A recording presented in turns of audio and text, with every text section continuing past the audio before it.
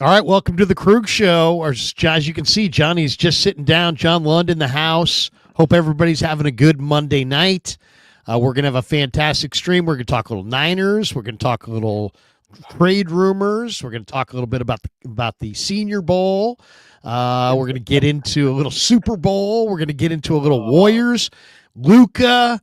Are the Warriors going to make a trade? I may even talk a little Giants if I decide I want to swear, but people don't want me swearing as much, so I'm trying to eliminate the swearing.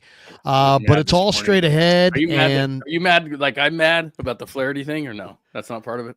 No, I'm just right, mad I'm messing overall. Up your tease. Go ahead. Yeah, me too. Me both. I hear you. But we're brought to you by Better. We're brought to you by Pig and a Pickle. It is time to get this show on the road. All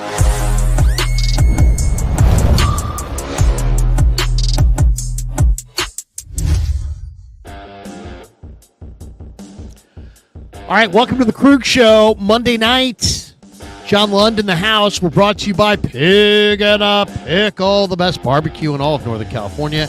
Check them out. They're in Emeryville. They're in Corte Madera. They're open 7 days a week, from 11 a.m. till 8 p.m. or until they run out. Pig and a Pickle, the best barbecue in all of Northern California. Go say hi to Damon and Mary. Get some brisket chili. Tell them that Krug sent you. We're also brought to you by Sharp Corner Sports Cards and Collectibles. They're at 205 Cypress Avenue in Pacific Grove. Thanks to Anthony Catania, our good buddy down there. He's at 831-521-5264 for all your sports cards and collectible needs.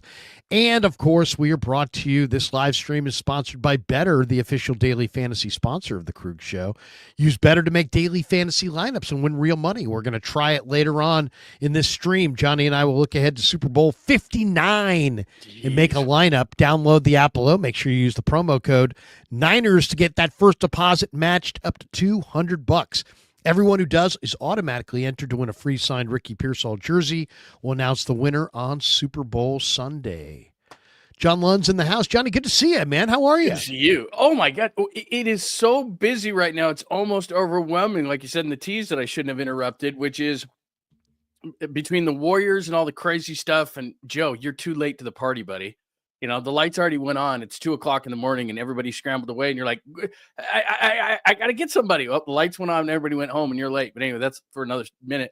And then we'll get to Joe at some point because I think I'm seeing some Jerry Jones 2.0. I agree with you.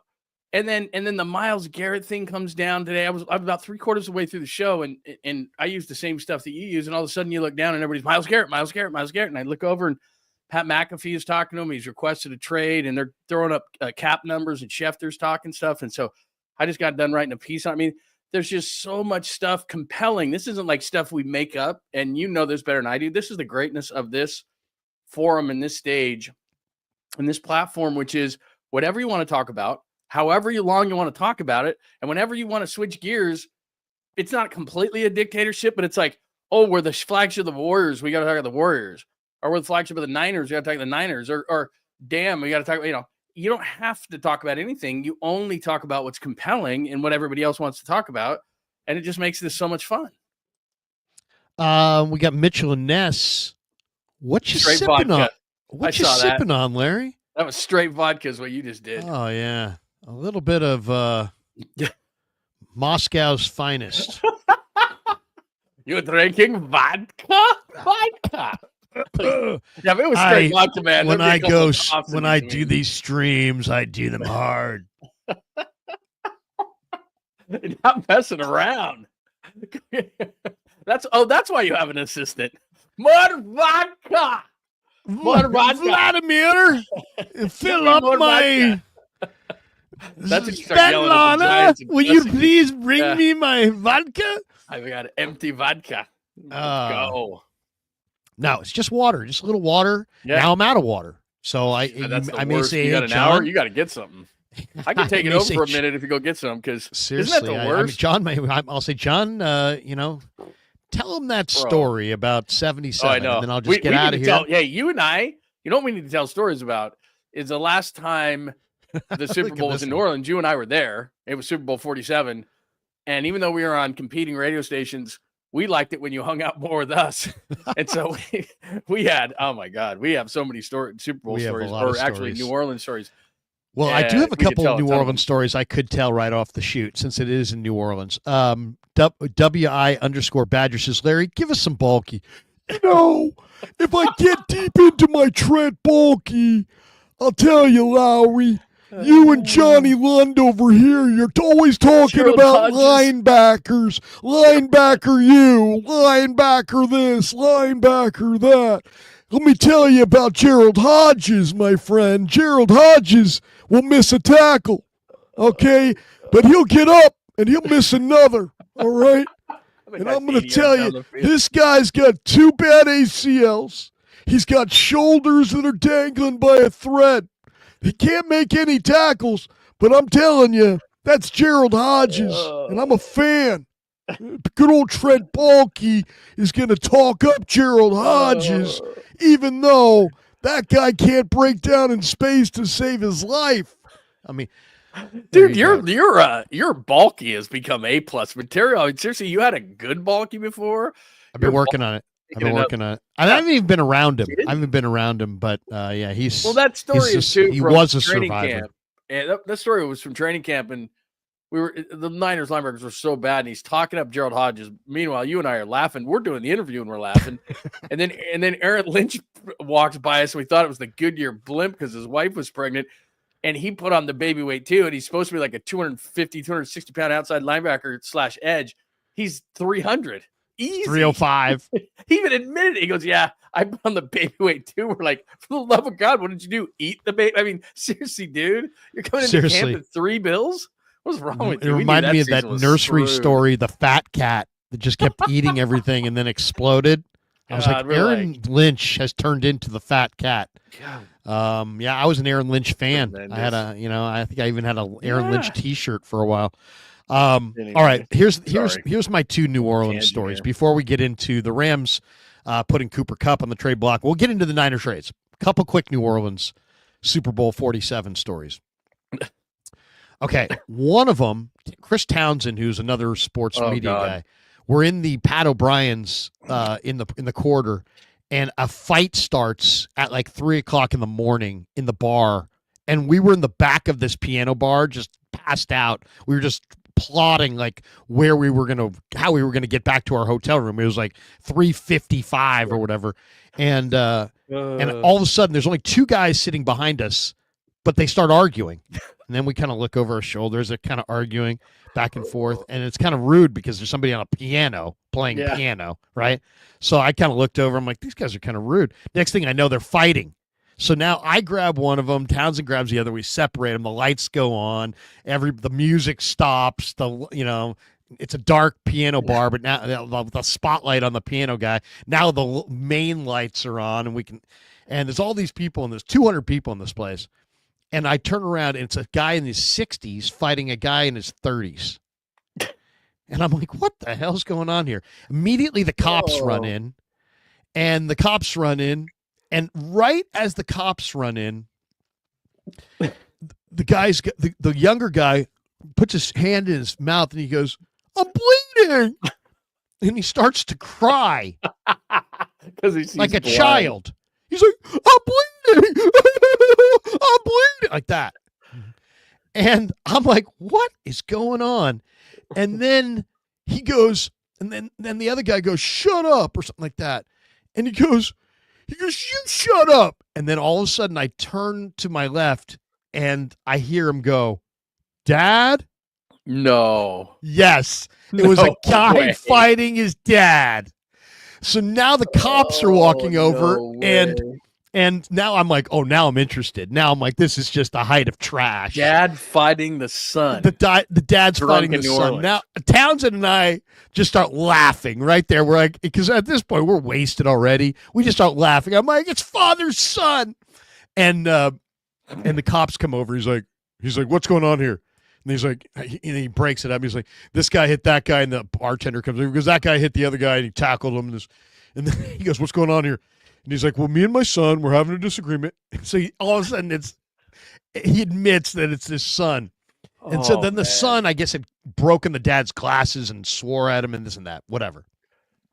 The cops in New Orleans say to the dad, what do you want me to do with him? Because they were going to arrest the son for assault, right? No way. Yeah, they were going to arrest the sons for assault. And he goes, what do you want me to do with them? And I swear to you, it was the most hilarious moment. It was like an E.F. Hutton moment where everybody kind of leaned in because it was a gigantic. He's like, the cop's like, what do you want me? We're going to take him downtown. What do you want me to do with him? And everybody goes, looks in, like leans in. There's this big dramatic pause. And the old man goes, arrest his damn ass. He did not. You can't do that to your kid. He did. He No said matter what arrest your him. kid does, Cops be cuffed adult. the kid, walked him out. Oh, the guy come stayed in the on. bar. It's New Orleans, so that's over. Lights back off. Right. Oh, Music yeah. starts. We're back to normal. Boy, that's Unbelievable. We could go down the road, and I understand people want to get into all the Niner stuff and the tons of things that are going on today, but you can't have your son arrested. You can't have your son arrested. It goes on his You can't start a record, fight in a man. bar with your son either. Yeah, that's true too. You That's gotta be so an adult in the trashy. room. So trashy. But good Yeah. stuff. Good stuff. All right. Let's talk a little bit. There's a big rumor day. Let's just go through them. First, Myles Garrett has demanded a trade from the Browns. The Browns are in cap hell because of Deshaun Watson.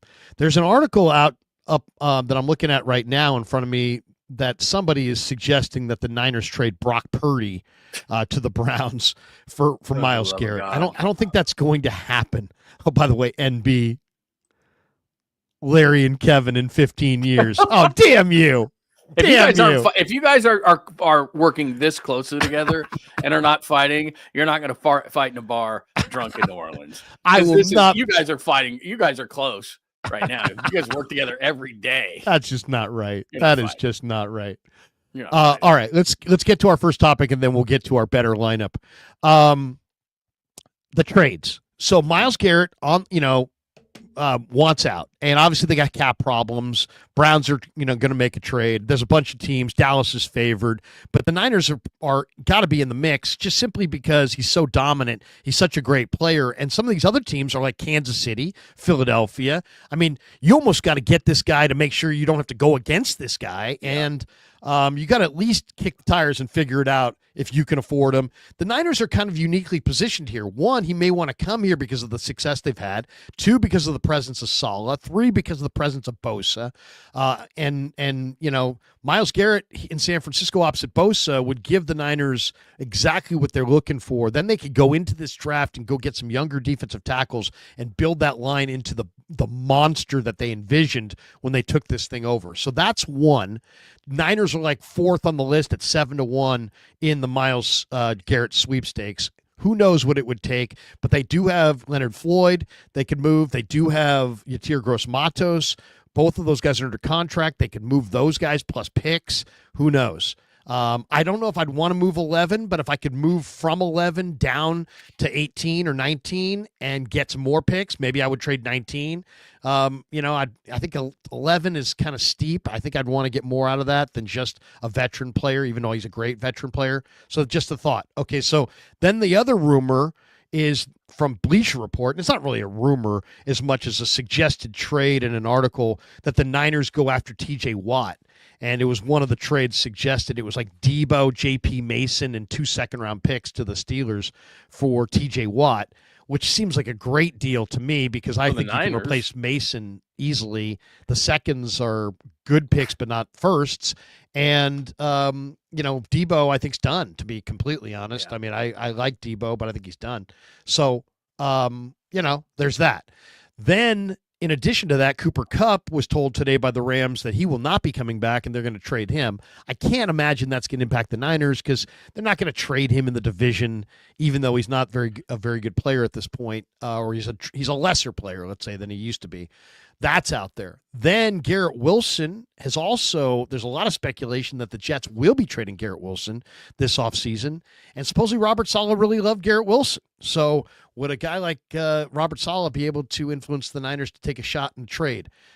It all covers a couple different areas. Defensive line, a wide receiver, the idea of staying where you're at 11, trading off of that, or trading other assets for one player.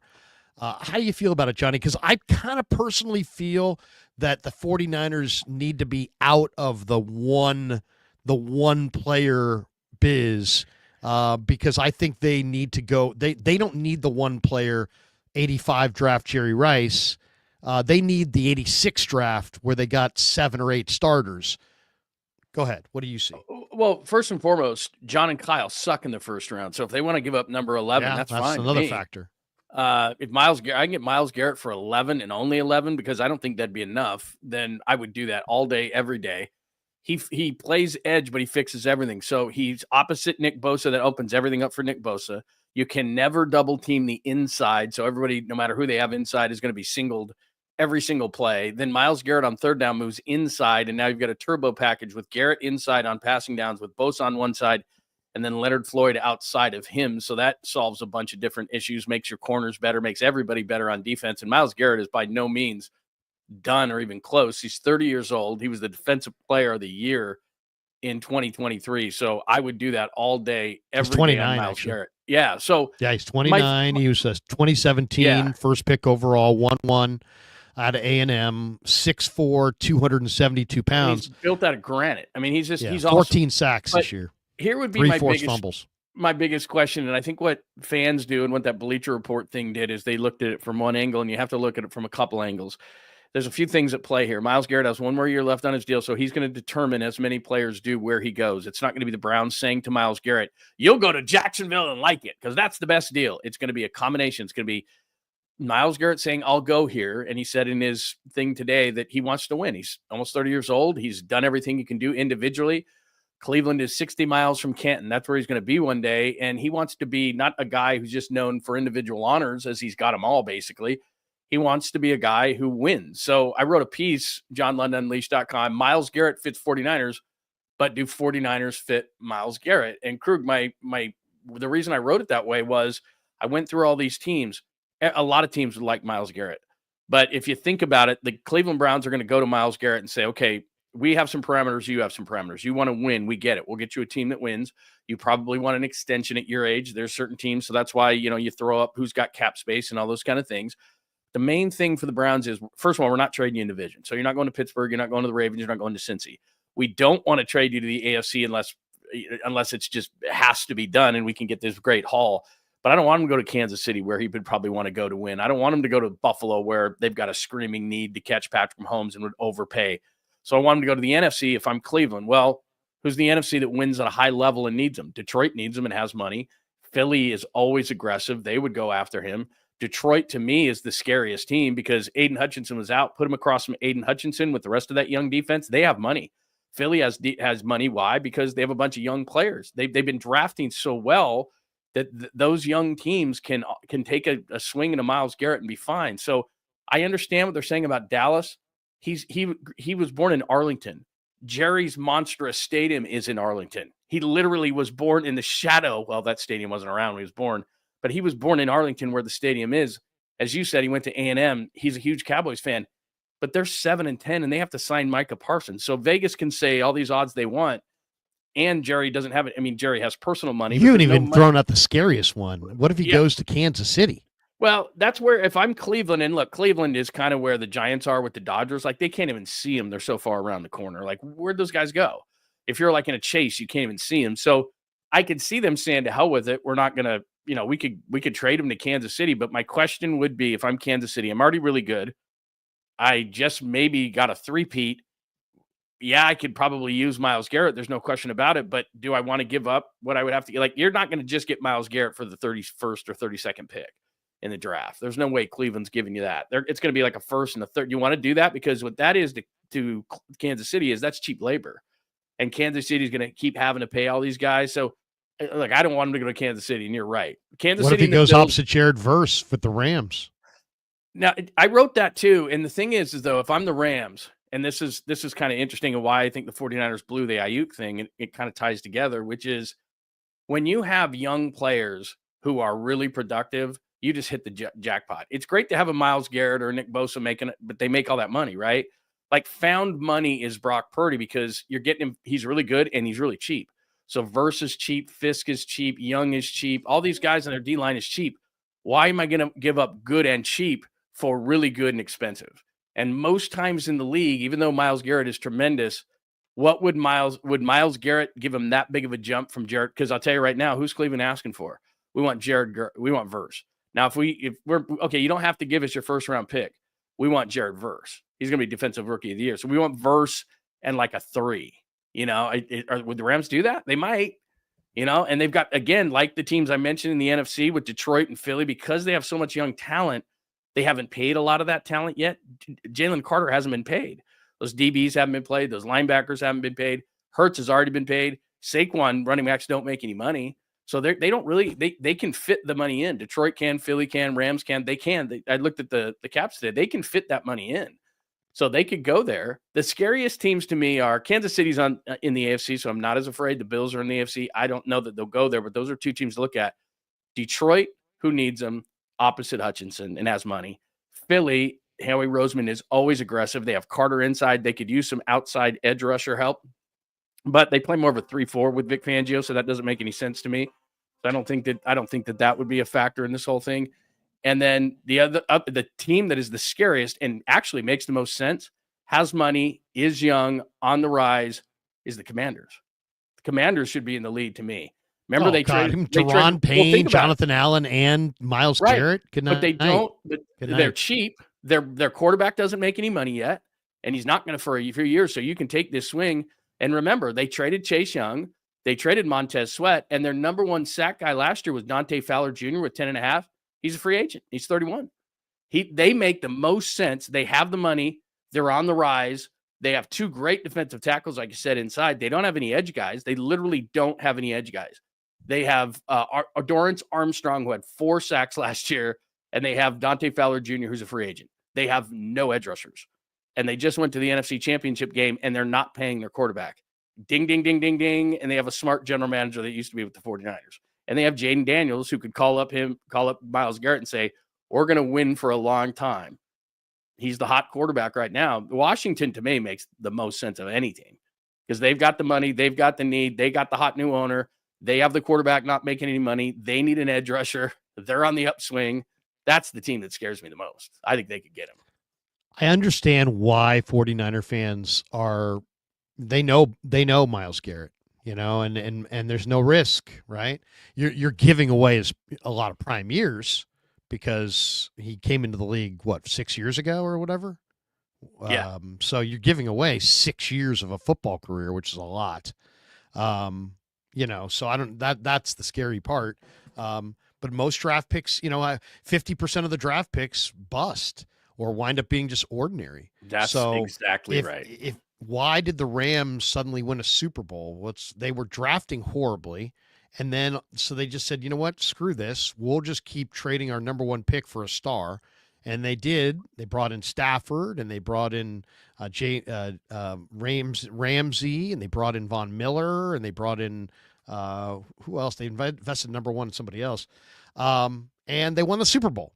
So yeah. I do understand. And now they draft well. But yeah, now they draft well. Unless Snead's getting it done. Here's the thing. It's like all about timing. It's like if you caught me on the right day, you could convince me to go for that. I'm now in a mode where I really believe that this is an epic defensive line draft. And I'm in a mode of trade back, and get a bunch of these guys. And, they're not, I understand these aren't household names to people. But I've watched a ton of college film this year, and Walter Nolan is really special. Oh, he's great. Yeah. Kenneth Grant, I think, is really great. But now there's so many these other guys. Savion Jones from LSU is 6'6", 290.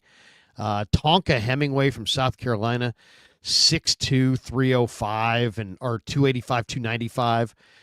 This kid from Vatech, Aeneas Peebles, is quite a pass rusher. He's 6 feet, 290.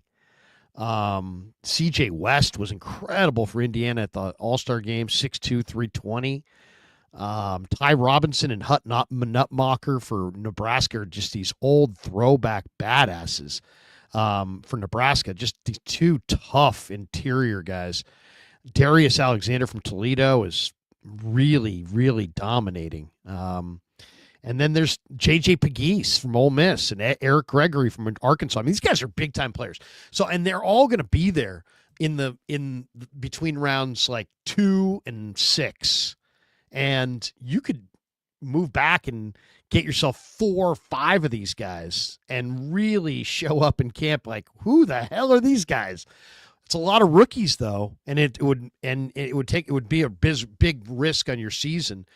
But to me it seems like the volume kind of draft. I've seen some amazing players at defensive end and defensive tackle. Now Myles Garrett's really special. Mm-hmm. So if I could figure out a way to do both, then maybe I could do both. Maybe I could trade Yatir Gross-Matos, the 11th pick, and some future 2027 pick or 2026 pick.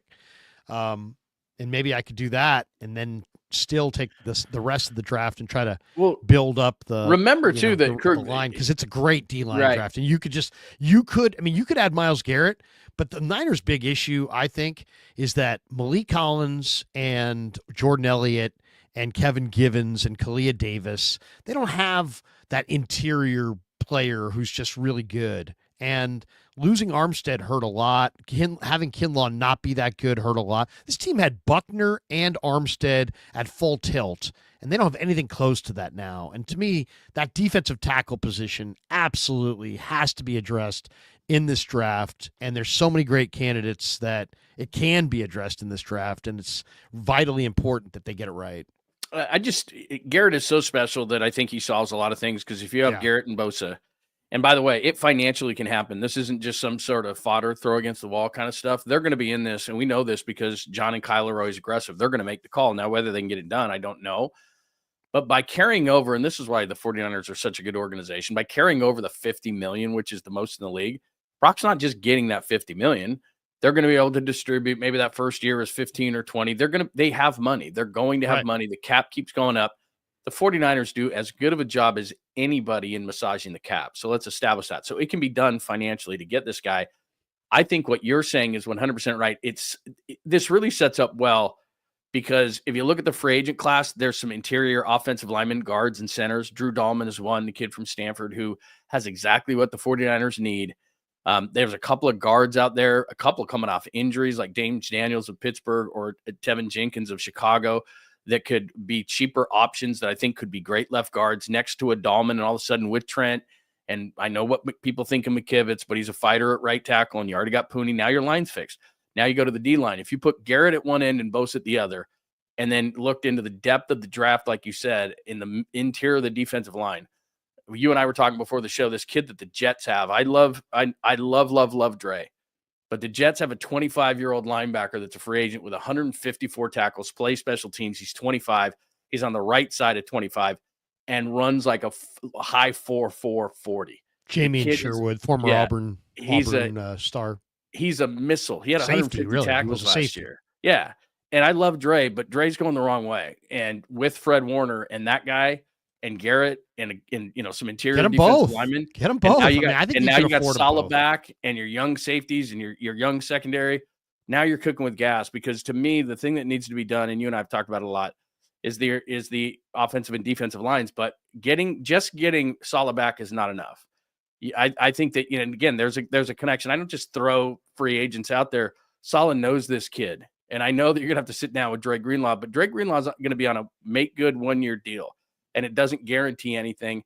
Fred's getting older. The only reason I would say, in a long way, of why Garrett makes a lot of sense for the Niners is because we forget, because they had a 6-11 season, and this would probably be the only sub 500 team he would consider, because they could convince him, yeah, we didn't win last year, but we have a winning tradition. All the other teams he's going to want to win, because he said that in his release. I want to win. That's it. I want to win. But the Niners. Well, I mean, just because the Niners didn't win this year. I mean, the Niners have been to the NFC Championship game. So it's a one-off. The Niners have been the most, outside of the Chiefs. They've if you want to win, it's probably a good spot. So you could say, okay, Saleh's the DC, we're set there. But if Saleh's the DC and you pick up Garrett opposite Bosa, you draft a couple of those guys, like you said, with the depth of the D line, great free agent class as far as interior offensive linemen. You add the kid from the Jets, and you can do that all and still, because those are positions that are not expensive. You're talking about interior defensive line, interior offensive line, linebacker. Those aren't expensive positions. You can still sign Brock to the deal, and you can still get, you can do all those things. You can do those things if you're the Niners. I think it all starts with defense. They'll be fine offensively. There's so much talent. They're all coming back. McCaffrey's back. Ayuk's back. It's about looking at the defense and saying, like you and I were sitting in that booth so many times, can they stop the run here? It's 3rd and 3. Can they stop this? It's 4th and 1. No, they can they can't, stop and they this? haven't 3rd been and 1. able Can to. they stop? They can't. That's been their biggest Let's issue. pause. Let's They pause for can't just a sec. stop. We'll come back to this in just a Yeah. sec. This live stream is sponsored by Better, the official daily fantasy sponsor of the Krug Show. Use Better to make daily fantasy lineups and win real money. Download the app below. Make sure you use the promo code Niners to get your first deposit matched up to $200. Everyone who does is automatically entered to win a free signed Ricky Pearsall 14 jersey. We'll announce the winner at the end of November, or we'll announce the winner on Super Bowl Sunday, which is next Sunday, in our postgame show after Super Bowl 59. So thank you to everybody who signed up, and let's take a look right now at our Better lineup, and we're looking at Super Bowl Sunday. Ooh, so nice. why don't we look at okay, let's see the options that we can check out here. Well, let's take a look at Mahomes first. Let's see. Mahomes, 251 passing yards, 251 and a half passing yards, more or less. I think less. From Mahomes? I think less. Well, first of all, before we get into the exact particulars on this, this is what I like in this game. I like Philadelphia's defense to slow down Kansas City, and I like Kansas City's defense to slow down Philadelphia. I kind of like the under. I just think both defenses will win the day. I like Philly's offense and Barkley, but I really do respect Kansas City's defense and Spags, and I think they'll bottle them up and get them to punt a few times. And I think Fangio is a really good defensive coordinator, man, and I don't think Kansas City's playing great offensive football. Their receivers are not great. Kareem Hunt is long in the tooth. Kelsey's really long in the tooth at this point. Their offensive line's really good on the interior. The tackles are just okay. A lot of it's Mahomes on these weird configurations. They don't get it done on 1st and 2nd down running it a lot of times, and then he'll just kind of make a play and this and that. And he's incredible, we know, but Philly's pretty buttoned up, and Chauncey Gardner-Johnson plays for keeps. He's healthy. He makes big plays, and I expect him to thrive in this game. And I think Philly's defensive front is big, and Bond is flying around. I like Philly to win the game, and I think it's going to be a little bit of more of a low-scoring game than some think. But I don't know. It's these teams also have weapons, and they could trade scores. But I don't see that. I think the defenses are a little bit better. Fangio's defense is a lot better than it was 2 years ago. And do you remember what the score of that Super Bowl was? Of the Eagles and the Chiefs? It was like 38-35, wasn't it? It was high scoring. I think this is going to be much lower scoring. And I like Philadelphia. This reminds me a lot of last year's game. I went into the game, especially after hearing what the game plan was the day of. And I was thinking to myself, the Niners are really going to make plays in this game, and they had opportunities, and they did, and they just missed them. And that's going to be the difference if Philly makes the plays. Because last year, McCaffrey was what Barkley is this year. They had a lot of the offensive talent. They didn't make enough plays. The one thing, if you're Kansas City, is Hurts has to beat me. Barkley can't. And if they can bottle him up to a certain extent, okay. But that's what the Chiefs said is, okay, well, McCaffrey's not going to beat us, so Barkley's 13 at is 115 rushing yards. Nah, there's no way. I just don't see that. I just don't think Spags is going to allow that. I think he's going to disguise some coverages. He's going to confuse Jalen Hurts. Jalen Hurts is look, I like Jalen Hurts. He's a nice player, but he got exposed. And this is one of the things why people get, they jump to these conclusions that all these players and all these sports are so great when they get an early look at them. And Hurts his first year was like, oh my God, this guy's going to be generational. And now he struggles to read defenses. And I think Spags is going to throw some weird things at him, but their whole thing is going to be stop the run, stop the run, stop the run, stop the run, and make Hurts beat us. And if he can, they do, like you said, have the weapons to do it. It's just a matter of if he can, and I'm with you. I think it's going to be a lower scoring game than what everybody thinks. Let's choose some of these. I think I'm going to go to some of the unders on these. Give me some of the unders on these. I like Worthy. Worthy's hot right now, and I think he's going to be shut down in this game. So I like less than 56.5 receiving yards for Xavier Worthy. I think he'll be bottled up in a game like this. I just think that his ball skills aren't good enough for this situation. Let's see who else. You've got. I think it's going to be a run-heavy plan for Philly. For sure. So they're going to try. So some of these, like, what's this one for Brown? Is that 7.5 attempt, 7.5 receptions? I kind of like that under. Oh yeah, seven. They're saying 7.5 for AJ Brown. I'd definitely go into that. So you get if seven, which means you'll get like 7 10 catches for 80 yards, and he no, he's. I think Kansas City can shut him down. I don't think he's going for over 7.5. They're gonna. He'll be on McDuffie, and McDuffie will be on him, right? So I'll take that under. I'll take less on AJ Brown. Remember last year? They couldn't get off coverage last year. It was so frustrating to watch. They could not get off Kansas City's coverage. Let's see Kareem Hunt. What's Kareem Hunt's thing? Because I'll say this about Kareem Hunt. He is kind of a gamer. Kind of shows up in these big games. Where is Kareem? Oh, here we go. 45.5 rush yards. I'll take the one. I'll take Kareem Hunt over 6.5 receiving yards. That's a good call. They use him. They'll use him in the pass game, especially in the Super Bowl. Yeah, with the extra pressure. Give me Kareem Hunt to go for just 7 like one screen. That's like one yards. screen pass. One screen pass To get them off their pass rush a little bit. Yeah, that's a good call. I like that one because Kareem Hunt, he's a great safety valve. Okay, so now we got that. How about Kelsey? Let's take a look at Kelsey because Kelsey is just such a. And Karlaftis. You know what? Give me a Karlaftis sack. So I'll take a Karlaftis. Dude, that kid plays, man. This kid plays. He's in his prime right now. He's been in the moment. I'm going to bet. You know what I'm going to do? I am going to bet for sure because it's the only way I can stay focused on this game because the game's just going to piss me off. I know. You got to wager because you can see how fun it is to get some of these props. You have to. Because then you can you got to do a few of them. So let's see what we got. We got 4. So we got $20 times 9. So I have your Hunt move under on Worthy's good. So we got Barkley less than 115 rushing yards. That's almost a guarantee. I mean, as good as he is, and he's good, that's going to be their whole game plan.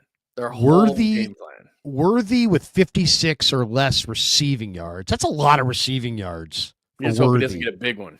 Like he doesn't get exactly. You hope he doesn't get. Because they're going to throw a big one. Stuff. Even a big one, even if you make a 35-yard catch or a 40-yard catch, that would still be okay. I still feel good. But you just can't have multiple big ones. And then Hunt, 6.5 receiving yards, one screen to Hunt that goes for 8 yards, and that's covered. And then Karlaftis to get a sack, 1 sack. Can we go back and change? Can we go back and add one more? Where's Chris Jones? I was just going to say the Chris same thing. Chris Jones wrecks. If there is a thing where he gets 1 sack, then that's just a money play. He is absolutely getting 1 sack. He just wrecks Super Bowls. He can fall asleep for 2 or 3 games. Chris Jones is absolutely going to be his. That's what he does.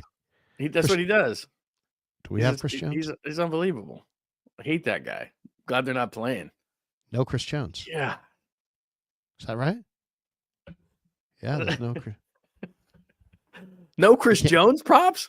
No Chris Jones. That's it. Oh, God, that guy dominates the Super Bowl. That's all right. That's all right. We'll go with what we had. We got those. Oh, wait. Do we have Chris Jones? You got an interception on an over-under on interceptions for Hurts? I'd take that. Wait. He's at least going to get 1. He's got to be in there. Yeah, that's crazy. I don't see it. No. Because he dominates. They took him off the board. Seriously, because everyone would bet him. Like what? I mean, I'd go like a 1.5 batted passes and go over. My God, he kills you, dude. He kills you. Well, maybe if it was the Niners, then maybe I know Brock Purdy sitting in the middle and knocks down or Jimmy. All right, so there we go. And thanks to Better. Once again, download the app below. Make sure you use the promo code Niners to get your first deposit matched to $200. Everyone who does automatically is in the running to win the Ricky Pearsall signed number 14 jersey. You will not want to miss that. Your opportunity to win that, I should say. Okay, I want to share the screen because we were talking before about. Let's see. Is it? Let me see. Yeah, here it is. This is this. I want to show you the stat. I'm just sharing the screen on my. I always get nervous when I do that. I don't want to show the wrong thing. What? Exactly. I have. Why no does Larry idea. have OnlyFans up? Yeah, it's like, what's that about? Anyway, this is a stat that I saw earlier today, and that is we're talking about Robert Saleh's defenses. Look at the blitz rate on Robert Saleh since he's been in the NFL. 4 years with the Niners. It ranked 21st, 28th, 13th in 2020. That was the year they lost Bosa, so they had to blitz more. So they blitzed at 35.4%. But then he goes to the Jets, 29%. They're 20th in blitz rate, 31st in 2022. Dead last they blitzed the least of any team in pro football in 2023, and this year 22nd, and they lost, of course, Reddick, right? He wasn't, you know, they traded for him. It didn't work out, and then he didn't show up. Okay, but you know what that tells you right there? You know what that tells you? You got to get it done with your front four. Well, that's it. And so he expects it. He likes to get it done with his front four. So if we're having our conversation about Myles Garrett and you look at that number, and he hasn't been with the 49ers since 2020, but that's the year they lost Bosa. So really, he hasn't had the full complement being here because we all go, oh, he knows the defense so well. Well, he hasn't had the full defense, this defense, since 2019 when Fred and Bosa and everything were young. They went to the Super Bowl. Right. So they went to the Super Bowl that year, and they had the full complement of their defensive line. Well, this year, you look across, and he doesn't, he has Bosa, but he didn't have like a Quinnen Williams. They were stacked on that D-line. He either has to go get Myles Garrett or convince him to go get Myles Garrett, or he's going to have to change some things up defensively because if they don't, Leonard Floyd's nice, but I think at this point in his career, he's a third down guy. And I think they need an every down guy opposite Bosa. And we've talked about ad nauseum the interior of the defensive line.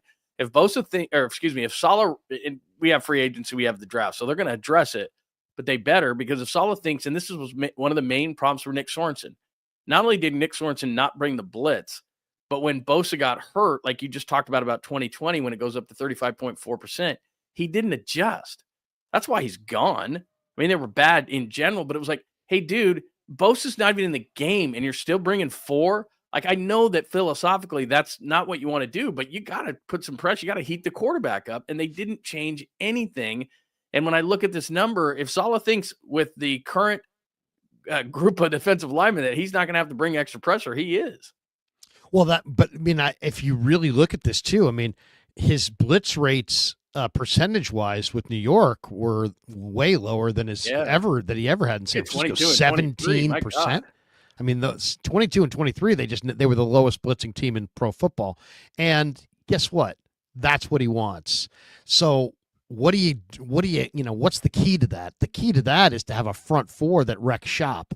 And that means you got to have Quinnen Williams. You got to have Nick Bosa. You got to have special players up front. And you got to, and then, sometimes you can only use the second pick in the draft on Quinnen Williams so many times, or Nick Bosa so many times. Other than that, you got to find Jamie and Sherwood. Yeah. You got to find guys who play their ass off, and guys who play really, really hard, and guys who have tons of talent. Bryce Huff, and these guys that nobody else seems to be able to find. And I would say this: it's like the 49ers, when you see these numbers, I mean, they have to get their defensive line back up to snuff, because their whole thing is predicated on their whole defense is predicated on a big time defensive line. They don't have a single defensive back who runs sub 4.4. They don't have speed in their secondary. It's all about what they can get done up front. And if they can't get anything done up front, their secondary really can't stand up. So it's really vitally important that whether it's TJ Watt, whether it's Myles Garrett, or whether it's somebody at 11 or trading back and you have 5 picks in the third round, they have to get their defensive line cooking like ASAP. It's probably the biggest question mark on that side of the ball. I don't think there's any question. And given those numbers, it's not going to change. And look, I'm pro Robert Saleh, and I'm fine with it. But like you said, he is a dyed in the wool. We're coming with 4, and I want to play 7 behind, which I completely understand that. And you bring up a great point in the secondary, is that I like Demo and I have no problem with that contract. I watched a little bit of Renardo after the season ended, and you become more and more impressed the more you watch Renardo Green. He's going to be good. And Mustafa's going to take the place of Fafunga. They're not going to be able to afford him. They need a third corner, of course, given what the league is right now. They need to figure it out. Maybe it's a veteran. Maybe it's DJ Reed, our old pal, coming over from the Jets because Saleh knows him. And that would be a hell of a tandem of corners. Those 3 corners would be great. Jared Brown scares the hell out of me. So if you're going 4 and you're not getting to the quarterback, Jared Brown is not only slow, that's why he was drafted where he was drafted, but he took a step back last year. There's no question. He got beat a lot, and he's going to get exposed in the middle of that defense. So I like what they can do. I'd love them to get a Garrett. They got the interior of the defensive line has got to get better. And I like Sherwood, the kid from the Jets, to go next to Warner. I like Dre Greenlaw, but that scares me, that Achilles. But that secondary, if they don't get to the quarterback and they don't pick up a decent third corner, they're going to target the third corner. They're going to target Jared Brown. I like Green. He's probably going to make mistakes. Ward's clearly not coming back. His wife's got PTSD, so he's not coming back. They're going to be good defensively. I do think Saleh's going to solve it. But you and I have talked about this before. He's not a magician. And I've never seen a coach be really good with really bad players. And in the NFL, it only takes wanted one. Robert Saleh out until 2019 when he got Nick Bosa and 17 and 18 Ford and Yeah. You get exposed in the NFL even if you have one bad player. I mean, Devondre Campbell got used again and again and again, and then it went to Jared Brown, who struggled at times in giving up big plays. You could have 10. It is the epitome of your weakest link, because if you have 10 really strong players but one that the offense can target, they're going to get you. And the way to do that is to get after the quarterback. So I'm sure Saleh is pounding the table for Myles Garrett, and I'm sure he's pounding the table for a lot of those guys that you talked about in the draft, so that they can get better on the interior of the defensive line. Okay, they get to 11.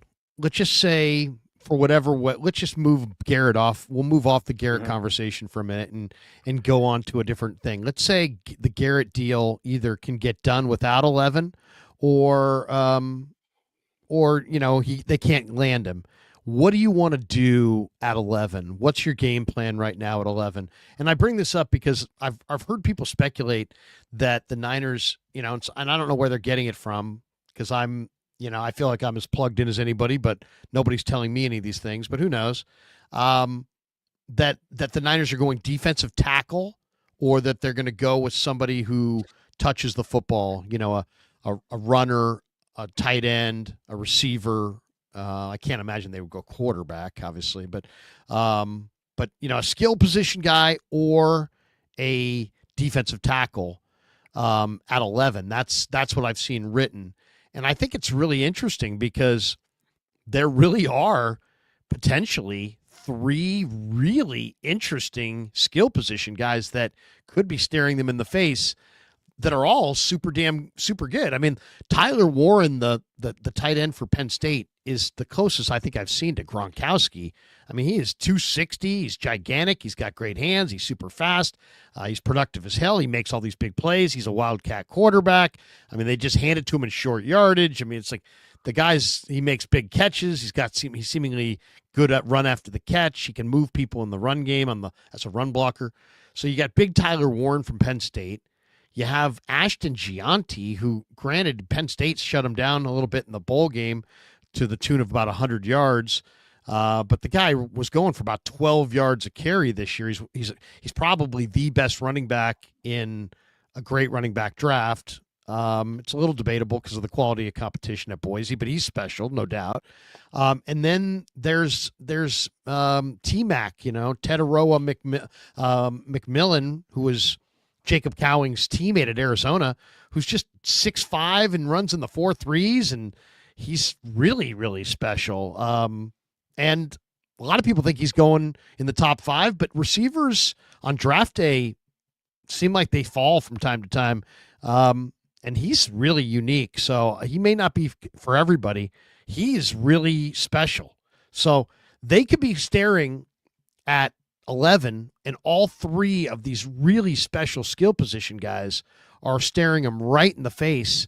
And yet they need offensive linemen and they need defensive tackles, and they probably could trade back and get more picks.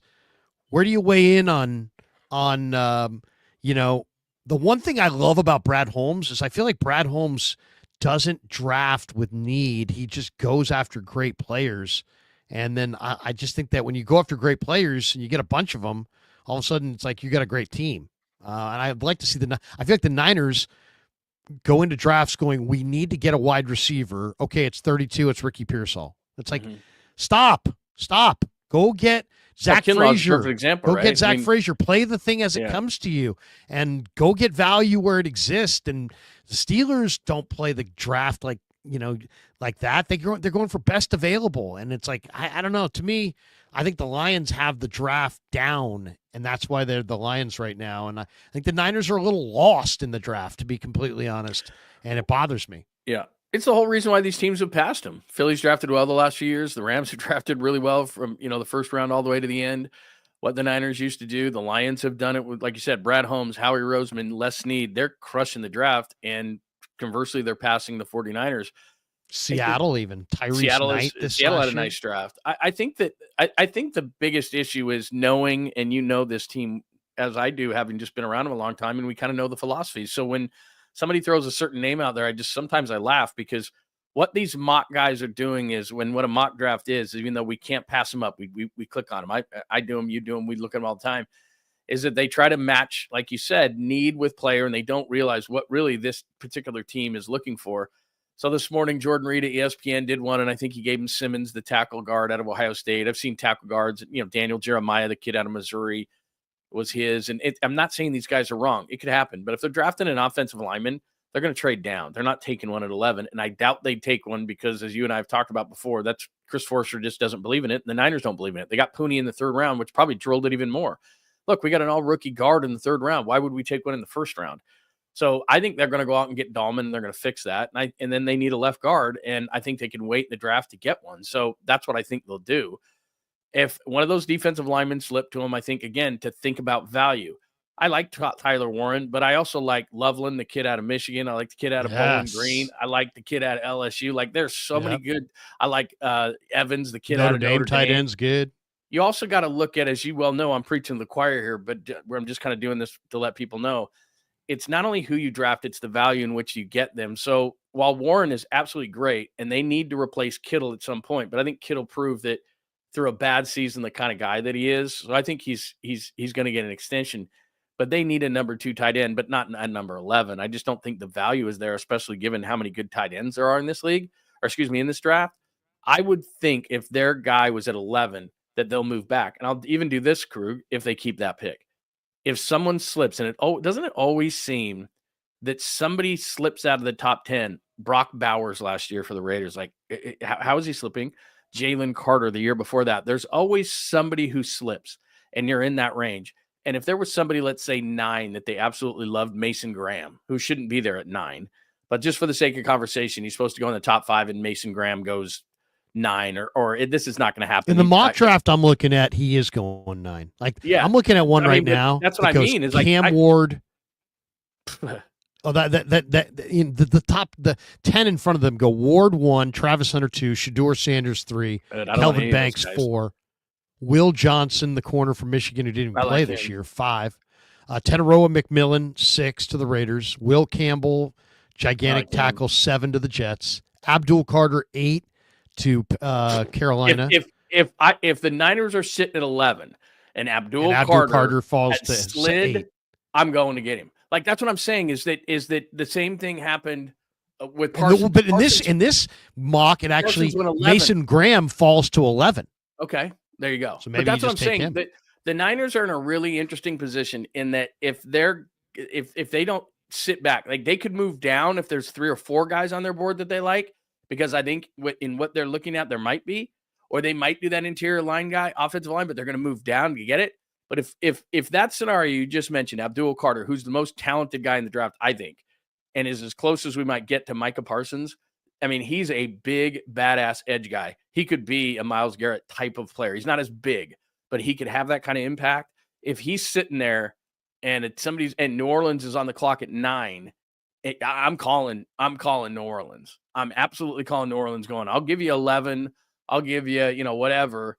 I want 9. I want Abdul Carter. If Carter slips, if Mason Graham slips, maybe not Johnson, although I like him. Who's another one? There was another one in there. Because like you said, and the strangest thing, and you mentioned it earlier, I can't believe that I think through the process, because next week we're going to, next month, or it's February. So the end of this month, we're going to be talking about the combine. And that's where the biggest movement happens, is the underwear Olympics. Like, I'm seeing Walter Nolan in like the late 20s. There's no way. Like, he's not going to fall that far. And I could see the Niners, if there was, say, a couple offensive linemen, a defensive lineman like Nolan, and they're sitting there at 11 going, there's like 4 guys we like. Let's move to the middle of the first round and just see what's there. And if Nolan is there, then that combines value with the player. And now you're getting Walter Nolan at 17 and you picked up a 3 or a 4 where they really do a lot of damage. So that, to me, that's what it is. Either you move up because so for some dumb reason, Abdul Carter's slipping. And remember, that's Micah Parsons who slipped to that range. It's Bowers who slipped to that range. The guys all the time slip, where you're going, why is that guy sliding? And you can't figure it out. Jalen Carter went 10. I mean, it's like Jalen Carter, like everybody in that first round should be slapped. Like, what do you, Jalen Carter went 10. He's the best young defensive tackle in the league. He dominated the NFC Championship game. He was in the backfield all day against Washington, and he went 10th. So if you feel like there's somebody in that range that like I said, a Carter, a Graham, even you're the Niners, you got to go get those guys. You got to get one of those guys. It's a very good draft. I'll say that. I'm just looking at this mock draft, and it's a 7-round mock draft. I just wanted to see who they have in the 7th round. And this is an amazing 7th round. I mean, that Savion Jones that I just told everybody that I thought was badass from the Senior Bowl, they have him going as Mr. Irrelevant. 6'6", 280. He's the last pick in the draft. He's the Brock Purdy. Yeah. The Niners picked 254 and they have him going 256. I mean, it's wrong, but see, that's what's crazy is, can the Niners just keep doing this? I mean, they did this last year. They can get back into it really quickly with a couple of smart signings. And I think that, like I said, I think there's some really good interior offensive linemen on the free agent market that they're going to look at. I think Drew Dahlman's going to be a 49er. I think that it really lines up well for them. The interior of the defensive line is super deep. And don't sleep on Robert Saleh bringing a couple of Jets over, whether that's DJ Reed, whether it's the linebacker, whether everything. You got to think to yourself, as all these people, and I know we're going to get into the talk of the Warriors, people have to remember connections. Who likes to work with who? This is not only about sports, it's life. Who trades with who works with who has a connection with somebody, who's from somewhere. Like, that's who's played under a certain coach. That's what happens, is we all sit there and we throw things against the wall because these guys on ESPN or somewhere do a mock draft or something.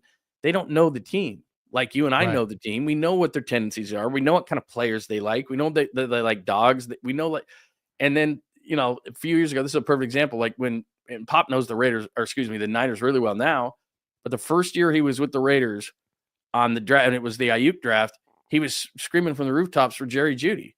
And I'm like, Kyle Shanahan, I remember those shows. He's not going to draft a 180-pound wide receiver whose blocking is optional, who's a diva from Alabama. He's just not going to do it.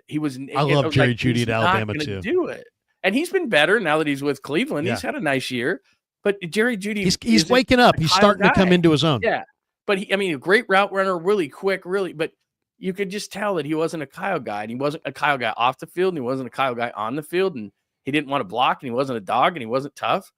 Kyle would have ate him up and spit him out.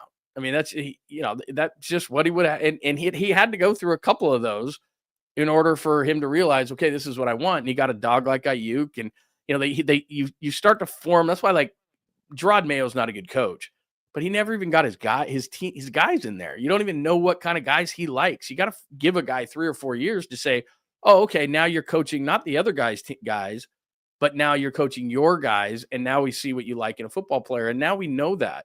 So we as fans know what Kyle likes and John likes and will their draft and what positions they value and what traits they value. And so then when these guys do mock drafts out of nowhere and just try to match a team with a need and a player that they like to fill a certain hole. I'm not saying that they don't deserve to go in that range, but that's why these guys like Mel Kiper, he'll get, I don't know, 27 to 31 guys, but he won't always get them to the right team because he thinks his number one receiver should be the first receiver and his number two receiver should be the second receiver. And it's like, you got to understand the team and the match. And that's more important. The Niners there's certain guys the Niners won't even put on their board. Like, even if they had a chance to draft Jalen Carter and they were in that top 10, I don't know that the Niners would have him coming out in the way that now he's a badass and everybody would draft him. But I mean, he was in a situation where a guy got killed in a car accident. It was a problem. And it's like the Niners were not going to do that. They were just not going to do that. There's no way. Oh, I mean, Seattle said Carter, no. and Carter has emerged as an incredible player. Awesome. He's one of the reasons the Eagles, I think, are going to win on Super Bowl Sunday. He's a badass, but last year when things went south, they had some problems with him. When the leadership, I know he battled with some guys there. Now this year, it's a new year. He's probably grown up a little bit. And that's why vets help though too, right? I mean, when you have a Brandon Graham around and a Fletcher Cox who's now gone and all that stuff, and they say, "Hey, big fella, you can be really, really good, but stop fighting it. Just be a badass on the field. Don't fight things. Be smart off the field. Like you got one or two ways you can go, and you can live up to being 10 and make everybody else regret they didn't take you because." I don't have that draft right in front of me, but I like Devin Weatherspoon, for example, in Seattle. He's a really, really good player. Yeah, but Seattle should have taken Carter at 4. I mean, that year when they took him. It's just I think Carter's awesome, and I thought he's just rare. You don't as good as the. Oh, he wore 80. He wore 88. In college. Bad. He was a bad man. He on a team of incredible athletes. He stood out as the biggest, baddest man. Yeah. Think about all those Georgia Bulldogs that went into the league, and a lot of them are on Philly. But all those guys that came into the league, and they're all great. Yeah, I mean, Nakobe Dean this year was great before he got hurt. Has a team drafted that many guys? I mean, Nakobe Dean, Nolan Smith, Carter. I mean, they just they got a couple of DBs a bunch of guys. Georgia. Like their whole team is Georgia. I'll tell you, there's a player for Georgia this year, Jalon Walker, who's won the Butkus Award, who's just. He's really an interesting player because he's 245 pounds on a 6'2.5", 6'3" frame. He's more of a stack backer size, but they used him as an edge rusher, and he got home a ton. I mean, he looks like a guy who could play either. He's a little undersized, though, if you're just going to put him as an edge rusher in the Niners wide 9. I don't know that you could just have him put his hand in the dirt and try to beat offensive tackles and get chipped and all that stuff. I don't know if he's big enough, but he is such an awesome athlete, such a pursuit monster. In some ways, when the Niners start talking about, hey, we need to improve the speed of our defense, if you want to improve the speed of your defense, add Jalon Walker because he is just like a magnet to the football, and he's so damn good, so instinctive, and he's a blitzer. I don't know what he is. I don't know if he's a defensive end or a stack backer, but he's just fast and he wreaks havoc. So I don't know. You got to figure out how to use him. He's pretty freaking amazing. I don't know. We'll have to see if he's a fit for their scheme or if he's kind of more of a 34 front outside backer. We'll see how the pros kind of view him. Okay, couple other thoughts here. Jerry Rice had he went on 95.7 The Game, and Jerry said something that I totally agree with, and I want to share the screen on this. Is it about goat fuel? No, it wasn't about goat fuel. But it's about signing Brock Purdy, and he said an emphatic message about the whole thing. And here he is with Joe Shasky and Spadoni, the replacement for Bonte. The Niners feel like they have their quarterback in Brock Purdy. Now, we've seen how they've done deals in the past. And last year, and it hasn't been about the quarterback, but Brandon Ayuk, we saw it linger, right? Didn't go well for Brandon last year. We saw it Trent Williams. The contract lingered. We've seen it in the past, Debo, Nick Bosa, et cetera, et cetera.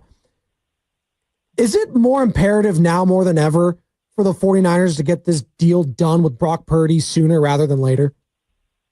They need to get it done now. They don't want any distractions this year.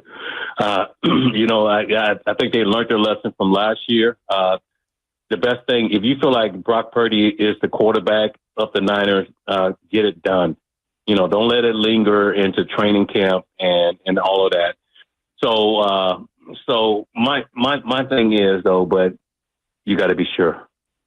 You got to be positive. You cannot make a mistake like that if you don't feel like this guy is completely what you need. Because if you do that, there's no coming back from that. I believe from just watching him, I believe he is the guy. I believe he can, he done taken us to the Super Bowls, and he has, he has taken us to the Super Bowl and done all of those things. And now the 49ers just got to make sure they get this done before training camp. Yeah, I'm with you. I think all Niner fans are with you. Like they want to see this guy in red and gold for a long time. All right. Dynamite drop in. That broadcast school is really paying off. Sorry. Some excellent questions. I mean, isn't Jerry the master of the obvious right there? I mean, he's saying they got to be sure. Jerry, what are they going to do? Sign Sam Darnold? I mean, all due respect to the goat and goat fuel and goat necklaces and everything else, Jerry, but that's the whole thing with quarterbacks, right, Krug? Is there's nothing. You don't have a choice. You're paying great to good. That's just the way that the league is. Darnold's either going to be with the Vikings or the Raiders or something like that. They're not going to decide that Sam Darnold's the guy. They're not going to go out and draft a quarterback. Daniel Jones might be the rehab project. But the question, I guess what I'm saying is that beyond. I got no problem with what Jerry said, and I agree with Jerry. I don't either, but I'm just saying that, like, aren't we beyond the conversation that they're making the decision? Like Jerry said, well, they've got to be sure. They got to be sure what, Jerry? Like, it's done. Like, now it's just it's the timing of it. It's not whether it's going to get done. He's saying that he's going to get the big bag. What he's saying is he's going to get the big bag. They're getting ready to pay this guy the big bag, and he knows it. And, he himself says, I mean, it's weird that he phrased it that way, because then he himself is like, hey, I think he is the guy. And I do too. I think he is the guy. And I'd put my I don't know, my name to it. I mean, whatever that means. I do think Brock's good enough to win a championship with. It's funny too, because I was watching the Super Bowl the other day, like the Super Bowl marathon, right? And I actually started. I've seen the Super Bowl marathon so many times, in the past, as far as all the they show them all at once. But I always pick it up in the middle, right? It's like, oh, hey, look, they're doing a Super Bowl marathon. They're on 32, whatever. Did you watch one of the ones that was on today? Because me and you were right next to each other at it. No, today I just wanted to watch 1 through 10 or 1 through 16 leading into the Niners. Okay. Got you. So I taped 1 through 16 and decided to watch 1 through 16. And obviously was that in one sitting? Well, no. I taped it on Saturday. I watched 2 or 3 hours Saturday. I watched 2 or 3 hours on Sunday. So I've watched, they're each half hour long. Each Super Bowl is a half hour long. So it's not, it's not 3 hours long. Nice. Could you imagine if it was 3 hours long? But I'll say it, there are 2 things, though, that I thought were worthy of mentioning about this that I actually thought was kind of cool. One, if you go back to Super Bowl I, right, and this is the Green Bay Packers in the LA Coliseum beating the Kansas City Chiefs, okay?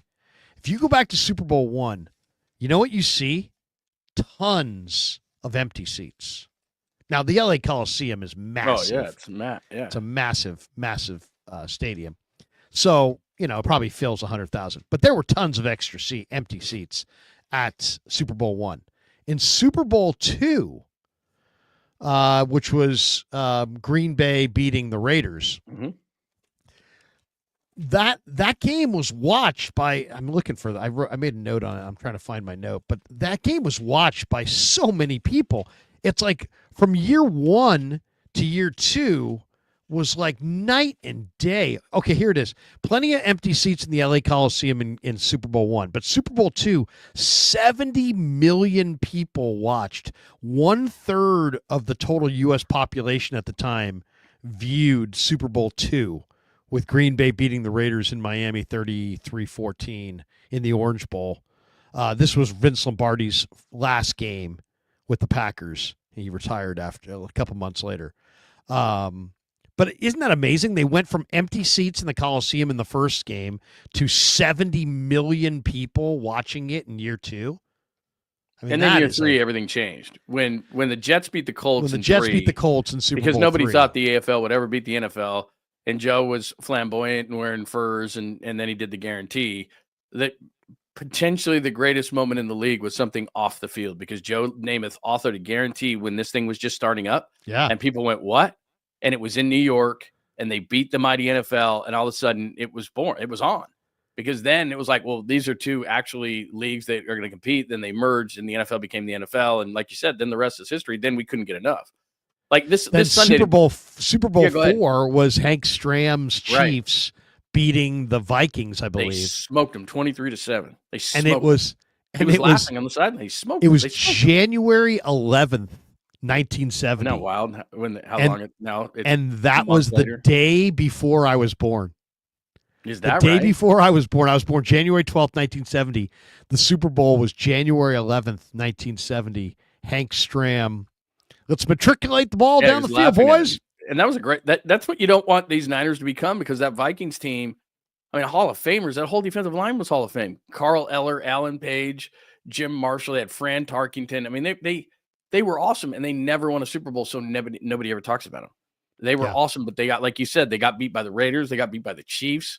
They got beat by the Steelers 16-6 one year. I mean, they were in it all the time. They never won. But They back never to the won. Jerry, Nobody talks about back to the Jerry quote, because Yeah. I wanted to talk about with this Jerry thing was just that I agree with Jerry for not that his whole thing. Well, he better be the guy, and Jerry said that he believes he's the guy. I believe Brock's the guy, but I also think that the Niners have to get this thing done with Purdy soon. Now, I've talked about different deadlines, and I've heard different people say, "Oh, you got to get it done. You can't let it linger." But then everybody's got a different definition of what "got to get it done" means as far as deadline. I personally think, John, that if the Niners are going to actually maybe go after a premier guy in free agency like a T. Higgins or add a Chris Dahlman, I think you got to get Brock, which is going to be your biggest contract. You got to get that finalized out of the way and know how much you have for the rest of your team. Otherwise, you're flying blind. I think the unofficial deadline should be March 12th. You got to get it finalized before you can go into free agency and decide how you're going to build out your roster. Do you not? I mean, or you better have a real good idea of where that contract is going to sit, so you I have think a they do. pretty good idea of how much you want to spend on a receiver. Because I mean, if they might be all in on a T. Higgins, when I first heard that, I thought, nah, that doesn't sound right. But you know what? Wasn't that When I just started Lombardi looking at the spitballing, though? receiver market and their Wasn't that situation, Lombardi just spitballing that whole thing, and then it got blown out? but 'Cause I why would- personally think it makes a lot of sense, because I don't think that the 49ers, I know the 49ers want to win a Super Bowl. I know they want to contend for a Super Bowl next year.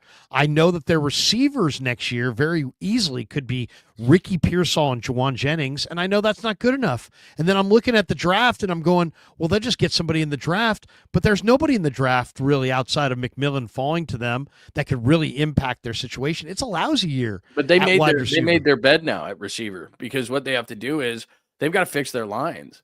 And so if I'm looking at the Niners right now, you gave Jennings the money and he should have got 1,000, and T. Higgins is a little bit like him, although he's faster and more athletic and those kind of things. But you decided on Jennings, you decided to draft Pearsall, you decided, which was a bad move, on giving the money to Ayuk, and you've got to figure out Debo, which I think they're going to trade at some particular point. But I mean, year 3, you took one in the first round, you gave another one $30 million, and you paid Jennings. Now, if you want to move Jennings, then Higgins would make sense. If your receivers are Ayuk and Higgins and Pearsall, and Debo gets moved and Jennings gets moved, that makes sense. But Higgins is kind of Jennings-ish because he's that bigger receiver, and I wouldn't mind that for Brock. And I agree with you. He's going to bounce back. I mean, I don't understand. This is more nationally driven. He was missing a bunch of guys on his team. He tried to do too much. With his limited physical skills, as good as he can be, he cannot do too much. That's the opposite of what Brock Purdy needs to do. And as a whole, they had a bad year, and he did too. get everybody together. And the biggest reason he needs to sign that contract, I think that Parag is one of the best in the league at massaging this whole thing. They've got a really good idea of what they're going to pay Brock for that first year, and then from there where it will go. But I think, and they'll overvalue that first year to save money. So to a point, it's important from a financial sense. And I get what you're saying, to kind of build the base of the house before you then give money to other people. You want to buy your biggest thing first, right? Because then you find yourself going, well, I have to have that, but then I just spent all the money on booze. Damn it. I just drank and did all this stuff, and now I got to pay rent. I already drank all the booze. Now I'm short on rent. I mean, that's not the greatest analogy I've ever come up with, but you got to pay the big bills first is the whole point. An alcoholic would say those kind of things, but you got to pay the big bills first. I totally understand. But to me, the biggest reason why Brock needs to get in ASAP is because he was never on the same page with Ayuk, and he was never on the same page with Pearsall, and he was never, people think that that's overvalued when people have to understand that when it's 3rd and 4 and there's 2 300-pound men wanting to crush your face, and you've got to make a split-second decision, and maybe Brock can't see it. He's got to think to himself, all that work that I put in with Pearsall and Jennings and Ayuk, they're going to be where they're supposed to be, and I got to throw this thing sometimes blindly. And certainly in Brock's case, this is what made Brock great: anticipatory throws. So he's got to believe that he's going to make that throw. He doesn't know if Ayuk's open, but he sees that the safety's playing with inside leverage, so he's going to throw it outside. And Ayuk better read the same thing, and Ayuk better be out there. And the only way you do that is to do it in the offseason again and again and again. And when Ayuk cuts inside on a leverage that he should cut outside, Purdy throws the interception and then says to him, "Hey, bro, remember, we've worked on this." When Ayuk, even if it's just for the amount of time he was off last year, and with Pearsall not being in training camp, he was never on the same page with these guys, and they have to work it again and again every single year, and they never on the same page. So Debo can't get open. Ayuk's gone. Pearsall's not in camp. You just throw it up and hope Jennings can go get it. And Kittle's your really most consistent receiver, and you have no outlet out of the backfield to McCaffrey. And then people say, why do you have a bad year? And oh, by the way, the interior of the offensive line was laying its back half the time. And then it was, God, Purdy sucks. Why is Purdy not good? Why is Purdy throwing interceptions? Why is Purdy throwing into double coverage against the Rams down the right sideline? Because he has to do too much, and he's not on the same page. And the O-line's, you get all this. How about the people trying to say, hey, man, it's not the O-line's fault. Look, his average time to throw is 3.05. Last year it was 2.48. It's like, you morons. You watching the games? Holding on to the ball longer is not good. He's running to a new platform to try to buy more time because things are breaking down. It's just easy to blame the quarterback. He was really noticeable in Week 7 against Kansas City. I mean, Spags sped him up. There's no question about it. Purdy at the end of the game was like, hey, man, he admitted. He was like, hey, he got sped up by Spags. That was as close as I've heard anyone say they saw ghosts. I mean, he was going down the Sam Darnold, I'm seeing ghosts thing. He didn't say it, but that's the kind of game it was, for sure. Yeah. Yeah. I mean, I personally, I think Brock obviously regressed this year, but I think I saw on Super Bowl Sunday, what kind of player he actually is. And I just really believe that if they could build a fortress around him, get a few more explosive weapons, increase their defensive line significantly, and add some speed on defense, I think you could be looking at a quarterback that could win multiple Super Bowls and be a very, very successful 49er quarterback. And I people only see things as they are. And right now he's operating behind a pretty mediocre line, if you want to call it that, with weapons that have big names but not a lot of speed, on a defensive line that's a shadow of what it used to be, with a defense that's relatively slow compared to what I would want to build. And I just think overall it's easy to point to Shanahan and Purdy because that's the head of the snake in the NFL. But in reality, it's probably a little bit more nuanced than that, to be completely fair about it. Couple of last things before we jump. The Warrior topic, let's talk about Luka and the NBA and the Warrior thing for a second. Before we get into the trades, I know people are going to bang on me for this, but I don't care. The beauty of having your own YouTube channel is you can do whatever the hell you want, and you can say whatever the hell you want, and ain't really nobody's going to stop you. And I know Joe Lacob is a conquering hero because, he bought the team from Chris Cohan and he said, I'm going to put championships banners in these rafters, and then did. Of course, he knew he had bought a team that had Steph Curry on it. But nonetheless, it all came together. And then the value of the franchise shot through the roof. They were able to acquire Durant. They've been a model franchise, and he's built a opulent palace of a basketball arena in downtown San Francisco, and now we're at the end of the Steph Curry era, and it's really gonna kind of show, where the talent really is and isn't with the Warriors. And I just think the more I study Joe Lacob, the more I feel like I'm looking at Jerry Jones West with way better PR and who's a little bit more self-aware. Good way to put it. And it's like he's exactly Jerry Jones. They are exactly the same thing. It's like they're people that went out in the world and showed and proved that they were great businessmen. Joe is a self-made billionaire. He's the first guy in his family to graduate college. All you need to say is three words, self-made billionaire. That's all you really need to say. That's the mic drop. 3 words right there. Self-made billionaire. So that's Joe, and he's a really smart guy, and he bought the team that had Steph, and they had these titles. And he got hailed quickly as a genius because there was a dynasty before he could even look up. And they had Durant, and now they've won 4. Then he gets, on the strength of this, he gets the stadium built. It's not just any arena. It's a beautiful world-class arena, an unbelievable thing on the waterfront. It's amazing. He's hailed all these business people as a genius.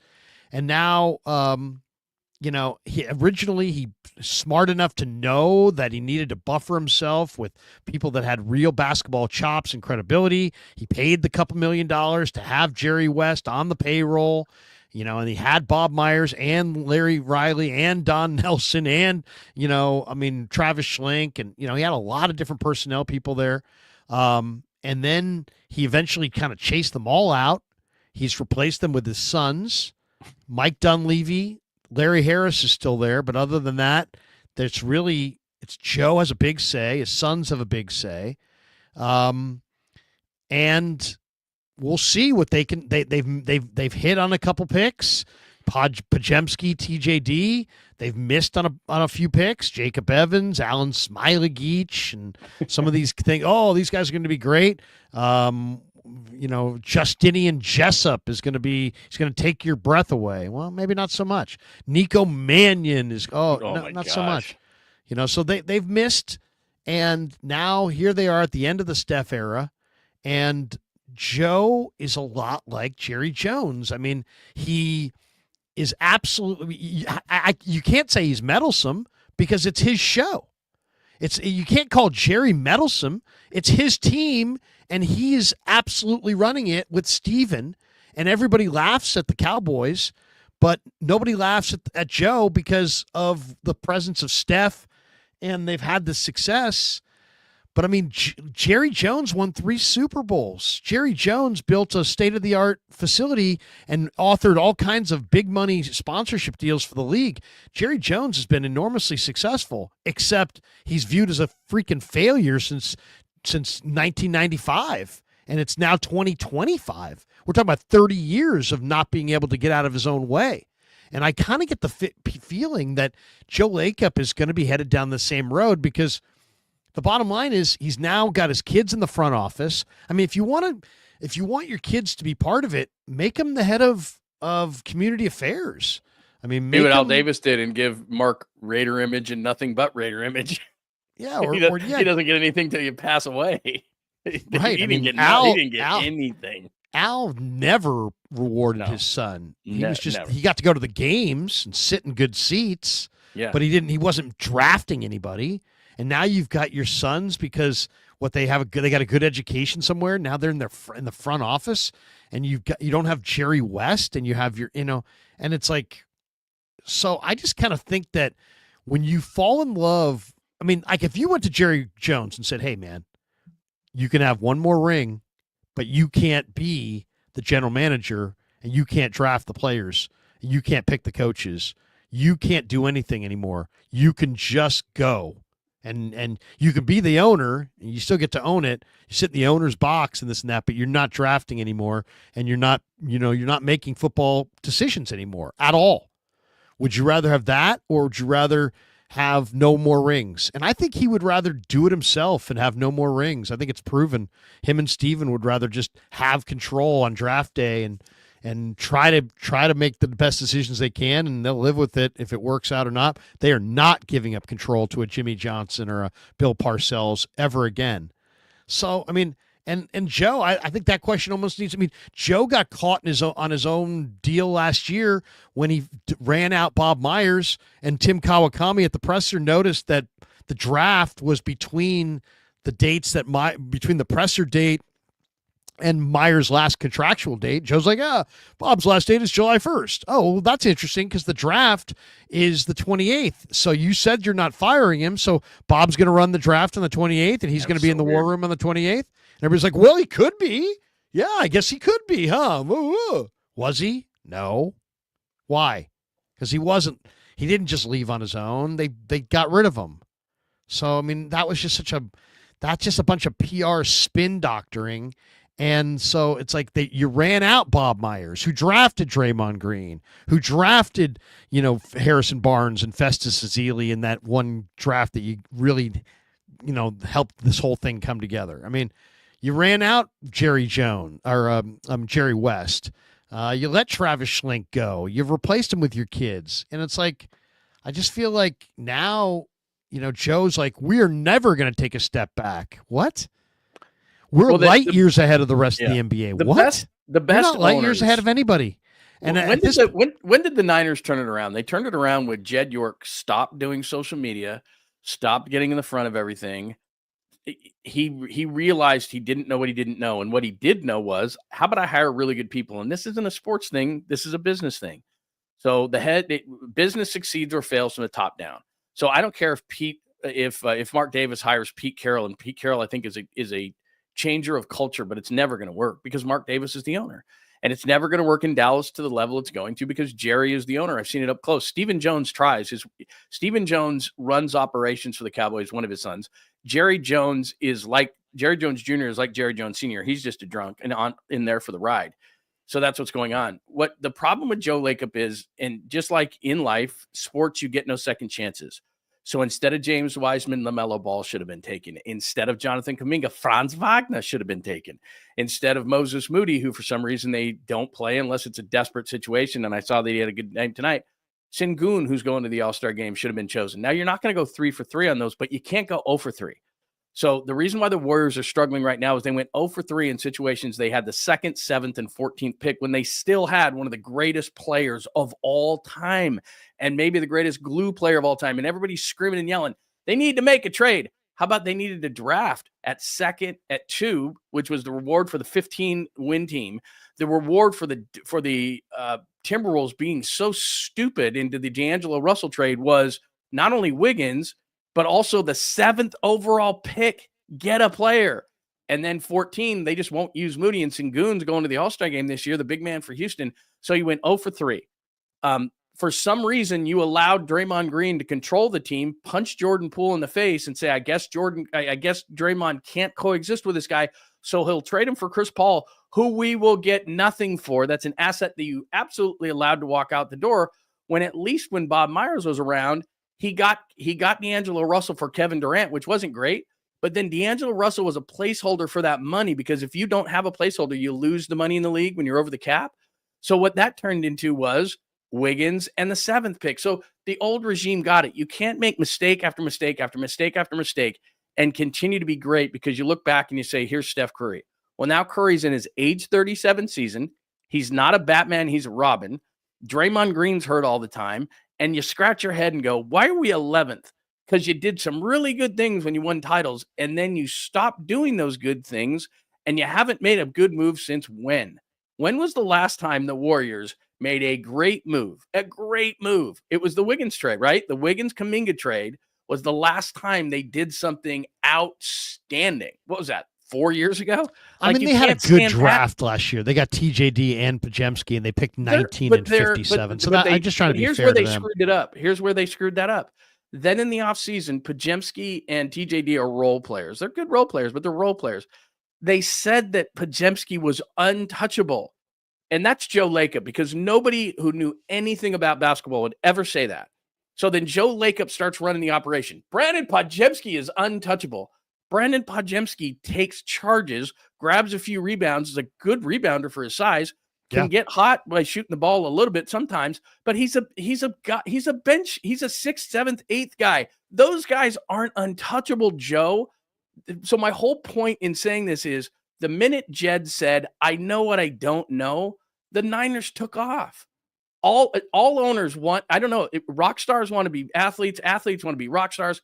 You're an owner. You succeeded in business. Congratulations. You're not a basketball executive. You're not a football. It's way more complicated than that. I promise. It's so like people devote their whole lives right, to trying to be this, and then you just buy the team and think, I'll just do it. Right. Well, so you think because you're learning a pretty good lesson, aren't you? Because you're the king of spacely sprockets, that all of a sudden you turn around and you can be an NBA general manager. Do you know how good Jerry West was at that? Like, he didn't luck into it. So Joe now is saying now, and here's the pathetic part about today, is that Joe is scrambling his ass off to get Kevin Durant back. Why didn't you do that when you had Kevin Durant? He's scrambling around to get, hey, would LeBron come here? Hey, dude, the lights came on at 2:00. Everybody else got a date but you, and you're sitting there with the drunk girl who's passed out on the bar, and you're trying to revive her. It's too late, bro. Go home. Like Joe Lacob, go home. Well, not only that, he's going after the wrong players. Right. Why do you keep going after these old players? You're not. You're putting enormous pressure to win, like, right now. And if you don't win right now, you're cooked. But getting rid of assets to get these guys. Here's what's going to happen this offseason. Get ready for a seismic shift, because you can see it in the way that Steph talks after games.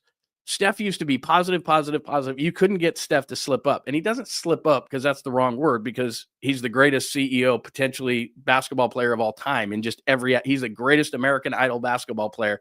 Never screws up. Perfect CEO, great endorser, always smiling, can golf, can do that. He's everything. But the last couple of weeks, he's been relegated to the fact that this is just too big of a hurdle and they can't do it. And then I'm sure he and Durant and because the Lakers and the Suns and the Warriors were the 3 old man teams, and they were all just kind of going down the same path. All of a sudden, LeBron gets Luka. And by the way, if LeBron, I saw this today, if LeBron didn't get looped in on this deal, he gone too. Like, not now, but at the end of the season, we have this shiny new toy. I have a new girlfriend, and so LeBron's going to be gone at the end of the year, because this is going to be Luka's team, and he didn't even get looped in on it. So he's going to be gone at the end of the year, and Joe Lacob's going to scramble and try to get him. But Joe waited too long. He made too many mistakes. He didn't allow basketball people to make decisions. He said that Brandon Pajemski was untradeable, was untouchable. They blew picks at 2, 7, and 14. And I don't dislike Moody, and I think Kuminga might be good. But if you had even LaMelo Ball over James Wiseman, where would you be? I mean, the guy's averaging 28 a game. Steph is sitting there going, please get me a Batman. I'm a Robin. I'm not a Batman anymore. Like, get me somebody. And what was the point of trading Clay anyway? If you're going to ride this thing out and run the boat ashore, you might as well have just kept Clay. Like, Buddy Hield, really? Like, same thing I'm sure happened to you. Like, all these people from Sacramento were texting me when he got off to that hot start and went, you'll see. And now when he goes 1 for 12, you go, oh, I see what you're saying, because he does nothing else on the court. If he's not shooting, he's not rebounding. He's not passing. He's a shooter. He's not defending. Shooter. So I mean, they've just made a lot of mistakes. Yeah, and they've now made a ton of mistakes. In one day, he's trying to say, oh, my God, because I'm such a great businessman and I'm so great under pressure in business that we're up against it in the last second. Steph's going to ask for a trade in the offseason. You can just see it in his eyes. He's going to do it in a nice way, and he's going to do it behind the scenes and say, Joe, take all the time you need, get the PR people together, get the ticket people together, get the marketing team together to spin this. I'll be back in a couple of years to be the CEO of the Warriors, but right now I want to win. And so you can't do that. And so we're going to have to trade me, and we're going to have to figure out a PR spin and all these different things. And Joe is desperate. And now he's throwing everybody against the wall, when for years he was going, we can do both. I can outsmart everybody. We'll do young and old. Nobody does that, Joe. You can't do it unless you're the Lakers and you get Luka after you got Kareem, after you got Kobe, after you got Wilt. Like, I don't know how the Lakers keep doing Shaq, it. Worthy. It's just the every Lakers' year, unnatural rebuild. some drunk owner goes, "Hey, you want Kareem for Dave Myers?" Okay. And the Hornets call and go, "Hey, this Kobe kid, I'm sure he stinks. How about Vlade for Kobe?" Okay. Like, I don't know how they keep doing it, but they do. And the Warriors are going to be relegated back to all those Lakers fans coming into Chase now with their stupid starter jackets and their jerseys, laughing at the Warriors again. Well, I just That's I what's don't gonna I happen. hate the direction. I mean, the Warriors have been linked with Jimmy Butler. The only reason he's not coming is because he doesn't want to do an How about extension. that? Is that the ultimate? Is that the ultimate right there? Of the I media always tells you when you're he doesn't done. play their style. I mean, it's like he doesn't play their style, pace and space. He's not going to pass or cut. That's a big part of their whole game is pass and cut, pass and cut. He doesn't want to pass or cut. So I mean, what do you? And I don't like Jimmy, but when he tells you, like, everybody wants to bury the Warriors, right? They want to be the person to put the shovel on the coffin of the Warriors, like they did the Patriots and the Spurs, and everybody proclaims, screaming and everybody, it's over, it's over, it's over. When Jimmy Butler, the most toxic player in the league, says, "I don't want you," that means it's over. Like the media doesn't need to tell you when it's over. The players will. Because 3, 4, 5 years ago, Jimmy Butler would have walked from Miami to Northern California to get to this team. Now the Heat have no leverage. He's a child. And you say, "Hey, Jimmy, we want you. We might even give you that extension you're looking for at age 35. And Jimmy goes, "Nah, I'm good." The Warriors just don't understand how Steph is going to win another title. They want Steph to win another title, but they don't understand how it potentially could happen. And since they're so in the mode of kissing ass to their players and honoring their players and worshiping their players, that they can't be real at the same time about those same players. And that's their weakness right now.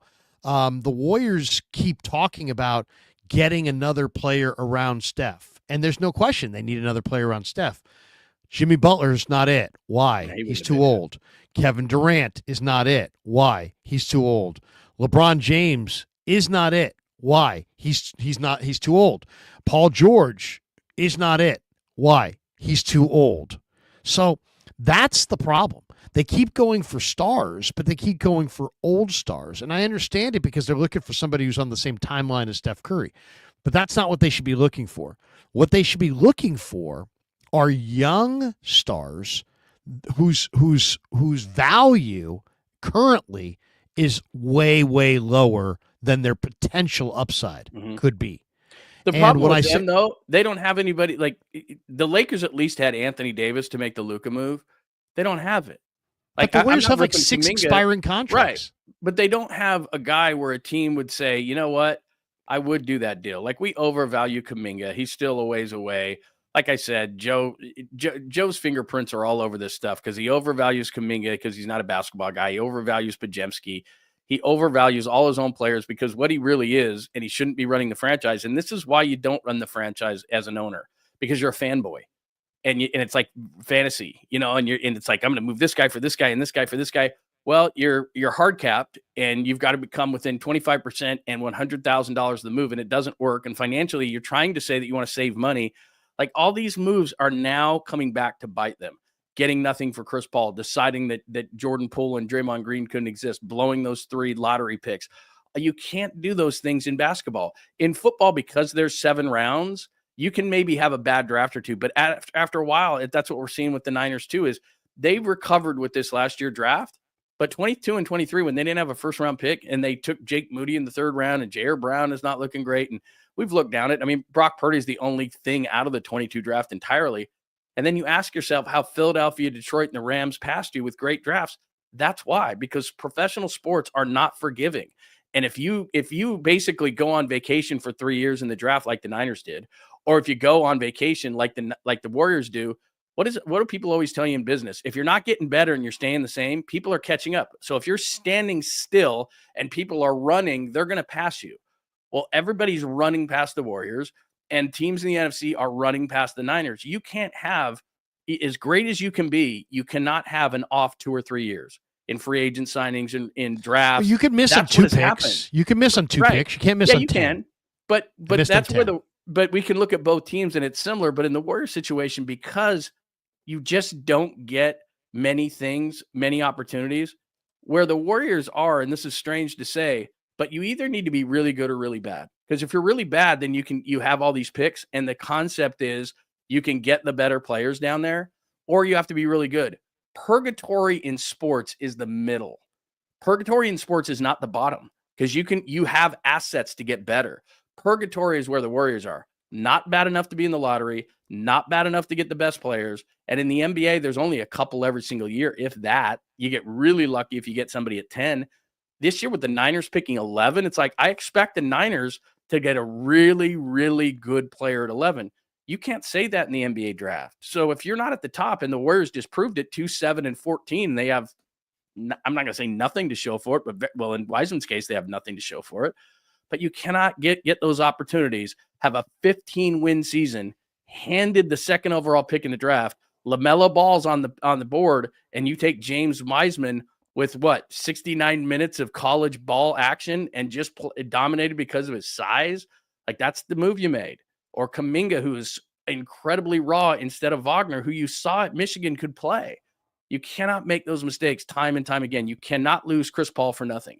You cannot say that Brandon Podziemski, when you have a chance to get Markkanen in deal, is the deal breaker for him.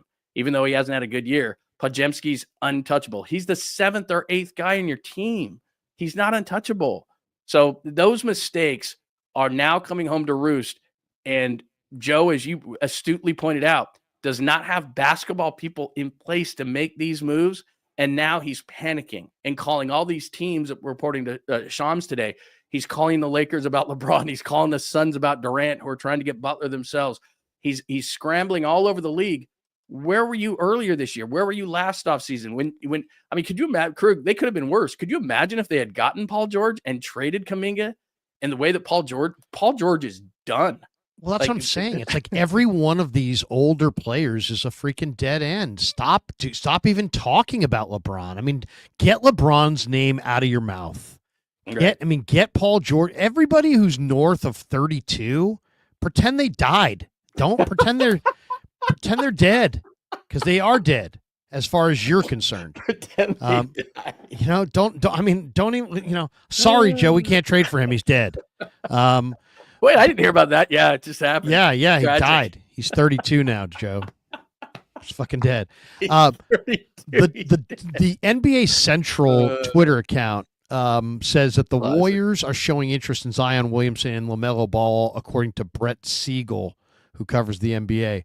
And the quote was, the Warriors have made it their priority to get Steph Curry more help in order to make a serious playoff run late in his career, resulting in several superstar talents emerging as trade targets. Zion Williamson, Brandon Ingram, LaMelo Ball are among the vast group of all-star talents that the Dubs have internally discussed before the trade deadline. So I know they're discussing everything internally, but I mean, these names at least make sense. LaMelo Ball's 23. And if you want Steph to, last longer, get somebody who's really good, not Dennis Schroeder, on the ball, like LaMelo Ball, and play Steph off the ball as more of a 2 to LaMelo's 1. That actually is a game plan. Getting Zion Williamson, who just got a new agent. His agent is Walnut Creek's own, Bill Duffy. Maybe you get Zion to cut down some of that muscle mass, trim down, recommit, show up in camp next year 25 pounds lighter. If Zion Williamson showed up in camp in the greatest shape of his life at age 26, that would probably help Steph get a title. If LaMelo Ball became just an epic point guard and was a spectacular player opposite Steph's brilliant shooting, and they worked together seamlessly with Draymond, maybe Steph gets a title there. That's a 23-year-old, a 24-year-old with tons of potential that get in the right spot, get inspired, get in shape, show up, and have everything go right. And all of a sudden, hey, guess what? You won a title. it can be done, but that's how it's going to be done. It's not going to be done by adding LeBron. It's not going to be done by adding Jimmy Butler. It's not going to be done by adding Paul George. Steph's old, so let's add somebody else who's really old. I mean, that doesn't. I know that. I know on some level that registers with people, but it's not. It doesn't really. It doesn't really work when you're talking about foundation pieces. You need a blend of young and old, and they've got the old heads. They need some guys who can take it to the hole. I mean, they got a bunch of guys who want to camp on the perimeter. I have a weird feeling because the thing is, again, I'm going to go back to they didn't tell LeBron the steal was going down. They're two ball dominant players that don't fit. And clearly getting Luka just the thing that should piss people off and all these people who were not understanding what this trade is about. It's about the Adelson Group, who now owns the Mavericks and has owned them since December of 2023, not understanding that there's a rule in the NBA for other teams in the Western Conference. You don't make the Lakers better. Mark Cuban knows that. He would have never made this deal. And I don't know what the beef is between the Mavericks and Luka, but it's over. But what's going to happen is Steph is either going to get traded in the offseason, as I said, and there's going to be a big PR thing, and it's going to be nice and everything. He's so great, and he's going to come back in a couple of years. Or, like you said, I think LeBron's going to get shopped because I think that short term the Mavericks could be better. But again, you just hit the reset button on the Lakers for the next 12 to 15 years. Just when we were about ready with the countdown to send LeBron off, the Lakers just got relevant again. And that's what the people are like, well, Anthony Davis is really good. He is. But you just gave them a superstar in his prime, and you just hit up on Zion Williamson. You watch. Luka's got this pasty skin, and he's been eating a bunch of Texas barbecue. He's going to trade it in for some salmon, a nice salad, a kale shake. He's going to get some vitamin D, and all of a sudden, Luka hasn't even reached his pinnacle yet. He's 25. He's going to get better, and he just carried the Mavericks to the NBA Finals. Like, it blows my mind they did that. But back to the LeBron and Luka don't fit. So if LeBron wants to play beyond this year, it won't be for the Lakers because they already have their dominant one guy that is impossible to find. That number one guy for your team, the Steph Curry, the LeBron James, the Kevin Durant. It's impossible to Giannis. It's impossible nearly to find that guy. And the Lakers were just gifted that guy. So now what that did to the Warriors is I'm sure Curry called Joe and said, where's my Luka? Where's my guy? Like the Lakers did it. Where's my guy? And Joe's freaking out and scrambling all over the place, and he can't find them because they don't exist, and you don't get them, and they don't get handed on a platter to you. So I think that Luka is actually going to be better. He's only 25. He's not even in shape. He looks like Mahomes on the basketball court. He's a total dad bod. He jumps around. He flops like a fish. He's worried about everything, but he's going to go there and get dedicated, and he's going to be a great player, and everyone's going to go, oh, that's why you don't trade guys like that in their prime. But now but what's going to happen, and it's the part that's scary is what you said, is LeBron's going to go, it's not my team anymore. It's not my ball anymore. Luka needs players around him who can shoot. LeBron needs to dominate the ball and players around him that can shoot. Luka's going to go, give me the ball, LeBron. Go get open somewhere. LeBron's not a shooter. So, the Lakers this year might not be as what everybody thinks they're going to be, but when they get rid of LeBron, put the right players around Luka, he can carry him to a finals, and then LeBron's going to be sitting out there. And what do you think Draymond and Curry are going to do? Joe, either get us LeBron or we want out. That's going to be the summer. And then it's going to be up to Joe, who I think is going to say, well, Chase is the place that Curry built. I got to go get him LeBron. And now we're stuck with LeBron. I can just see that this offseason. LeBron and Curry for one final run and all the marketing around it. I'll root against it. I'll root against them. I'm a lifelong Warrior fan. I was a World B. Free fan. I was a Bernard King fan. If like LeBron shows up, I will root against the Warriors that year. Will? No, you I will. I'll be a Kings fan for a year. I'll light the beam. I'll light the fucking beam. That's what I think is going to happen. I really think that's going to happen. Either they're going to trade Curry and have to, that's going to be a real fun thing and do all the spin around it because Steph's like, I'm not playing on this mediocre team. He's already said it publicly. And then, or it's going to be the ball ain't big enough for both Luka and LeBron. We know that. LeBron, they've made their choice. They're both ball dominant. LeBron's going to get traded, and Steph is going to go to Joe and go, either you trade me or you get me LeBron. That's it. Can I make? I don't make a lot of predictions. I need to do more predictions. Yeah, come on, do more predictions. That equals big ratings. I'm going to do a prediction. And I'm folding up a piece of paper so I can use it as a prop. What, like Johnny Carson used to do? Yeah. Yeah, there you go. Is it The great like Karnak. that, or do I have to? The great Krug. I think it was Was it the great Karnak? I forget exactly what he did with the paper, but Somebody just said Larry hates the beam. They're not buying it for a second. seriously, I do hate the beam. If my Warriors, Joe, listen to me and listen to me good. You add LeBron, you lose Kruger. That's all not right. good. That's not a good All trade. right. You want to trade? You want to add LeBron and lose Kruger? Maybe it's a 2-for-1. Maybe you're getting both. Maybe you're getting 2-for-1. You're getting rid of Kruger and you're adding LeBron. This Warrior fandom is not big enough for me and LeBron. It's either me or it's LeBron. If it's LeBron, you can't have me. I'm going to the beam. If it's me, then we go forward. We're very happy. God bless you. Bless everybody. Good luck, Warriors. So LeBron, it's time for me to go light the beam. So you could maybe next to the Krug light back there, maybe put a little Kings light or something, or a small one, just to indicate to everybody you're a Kings fan. That would be cool. You and Logan Webb could go to games. I got a friend that lives down the street that's got court sides. Dude, I'll start. You want to go to the Kings game? I'm like, no, I don't. I don't want to go. I'll head out to Rockland just for the hell of it. Apollo Cruz says, Larry going to wear his Chris Webber Kings jersey. Let's ride. Kyle McKiernan says, my wife's listening and she's like, I have to take out the trash. I said, okay, then. This is no different than regular sports radio when you get in your car and you've been listening to sports radio and your wife's like, what do we listen to? And you're like, okay, I'll change. Yeah, seriously. Like, you don't fight that. Like when you're in your car by yourself, it's cool, but your significant other gets in, we're gone. Oh, I've had people say, Krug, I bring you to bed with me. I'm like, oh my God. No wonder you're probably not getting any action ever. Dusty. I was thinking we were thinking about getting down, and then we started listening to your show. It's like Barry and we decided we weren't in the mood. Can you imagine? Ooh, how's it go? The Krug show. There's no way. It's not right happening. When you guys were talking about the cap was right at the moment of passion. She looked at me and said, come get me, you big lug. And right then, John was breaking down the cap. And I said, she said, should I turn it off? I said, no, I want to hear John break down the cap. Larry's talking 7th rounders and Lund is talking about Myles Garrett to the Niners. I've never been so when roused. He said Savion Jones is a beast. My wife said, you're a beast, Hal. Get over here. Seriously, my wife, I've got just like you, my studio is separate from the house, just like you. And if I'm on the air, like we finally have a thing now. And if I'm she won't even come near. Like she used to at the beginning, she'd sit in the couch and like, oh, cool, you know. Nah. I was going to make a prediction though. Here we go. Jay Mills says women get real turned on when you talk in your bulky voice. Baby, let me buy you a drink.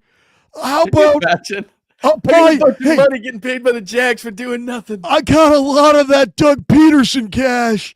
I'm gonna get you a whiskey sour. Get her a Trevor Lawrence. I call it a Trevor. I call it a Trevor. So it's because that kid made me drink a lot of whiskey and I was awfully sour. I'm telling you, you're bulky. It's come a long way. A long way. In a good way. Here's my prediction. The NBA trade deadline is when? Thursday? 6th. What's today? The 3rd? Tomorrow's the 4th. Yeah, Thursday. There has been no less than 20 to 30 different rumors connected the Warriors to different guys. No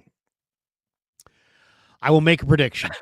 The Warriors will trade for Zion Williamson. You think so? I think Zion Williamson will be a Warrior. They will figure out a way. They will look at all these old guys, and then they will come to their same consensus, which is if they can get Zion right, his agent is Bill Duffy here in Walnut Creek. He just went to Bill. Bill's going to get him in shape, get him in the right frame of mind. Like Pablo? And, yeah, exactly. Have him show up in camp next year. He shows up in camp. I mean, think about it this way. If the Warriors could trade for Zion Williamson, they would probably get him at a major reduced rate. Let's say you could get Zion Williamson without having to move Kuminga. Okay, with expirings and picks, okay? Mm-hmm. You get him in there, And all of a sudden, you hear that Zion shows up in training camp next year, and he's lost 30 pounds, and he's 268 pounds. He's lighter than he ever was when he was at Duke or something like that. Something crazy like that. That incredibly conditioned Zion at age 25 might be able to, with the right collection of players around Steph Curry and Draymond Green, lead them to the finals. That if I'm going to get back to the finals, I'm going to do it with somebody who has the ability to. I mean, Zion Williamson 1 year ago was scoring like 27 points and 14 rebounds in the play-in tournament, in the play-in round. He had a huge play-in game. That was not that long ago. And it's like, you get him next year lighter and back here. I think Zion comes to the Warriors, has a whole new chapter. And I think that's the move they make. Okay, would you give up this? I just did a trade machine. Can you see that? So what they're doing, he makes 36 million. Trade, but I can't. You just tell me. Okay, what it is. so here it is. So he makes 36 million. So you got to match the salaries, right? Right. So you got to. Wiggins has got to be in the deal. Wiggins makes 26. So you need 10. First of all, Wiggins is having a really good year.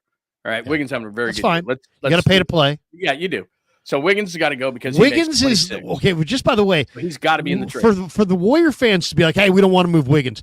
You have been dying to move Wiggins for 2 years, and he wasn't playing well enough. Now he's playing well enough, and instead of being like, okay, we'll move him, now you're falling in love with him again. No, don't fall in love again. Move Wiggins. Okay, go ahead. Okay, so Wiggins has to be in it. Zion makes 36 and a half. Wiggins makes 26. He's got to be in it. The other two pieces, if you don't want to move, Kuminga, I understand.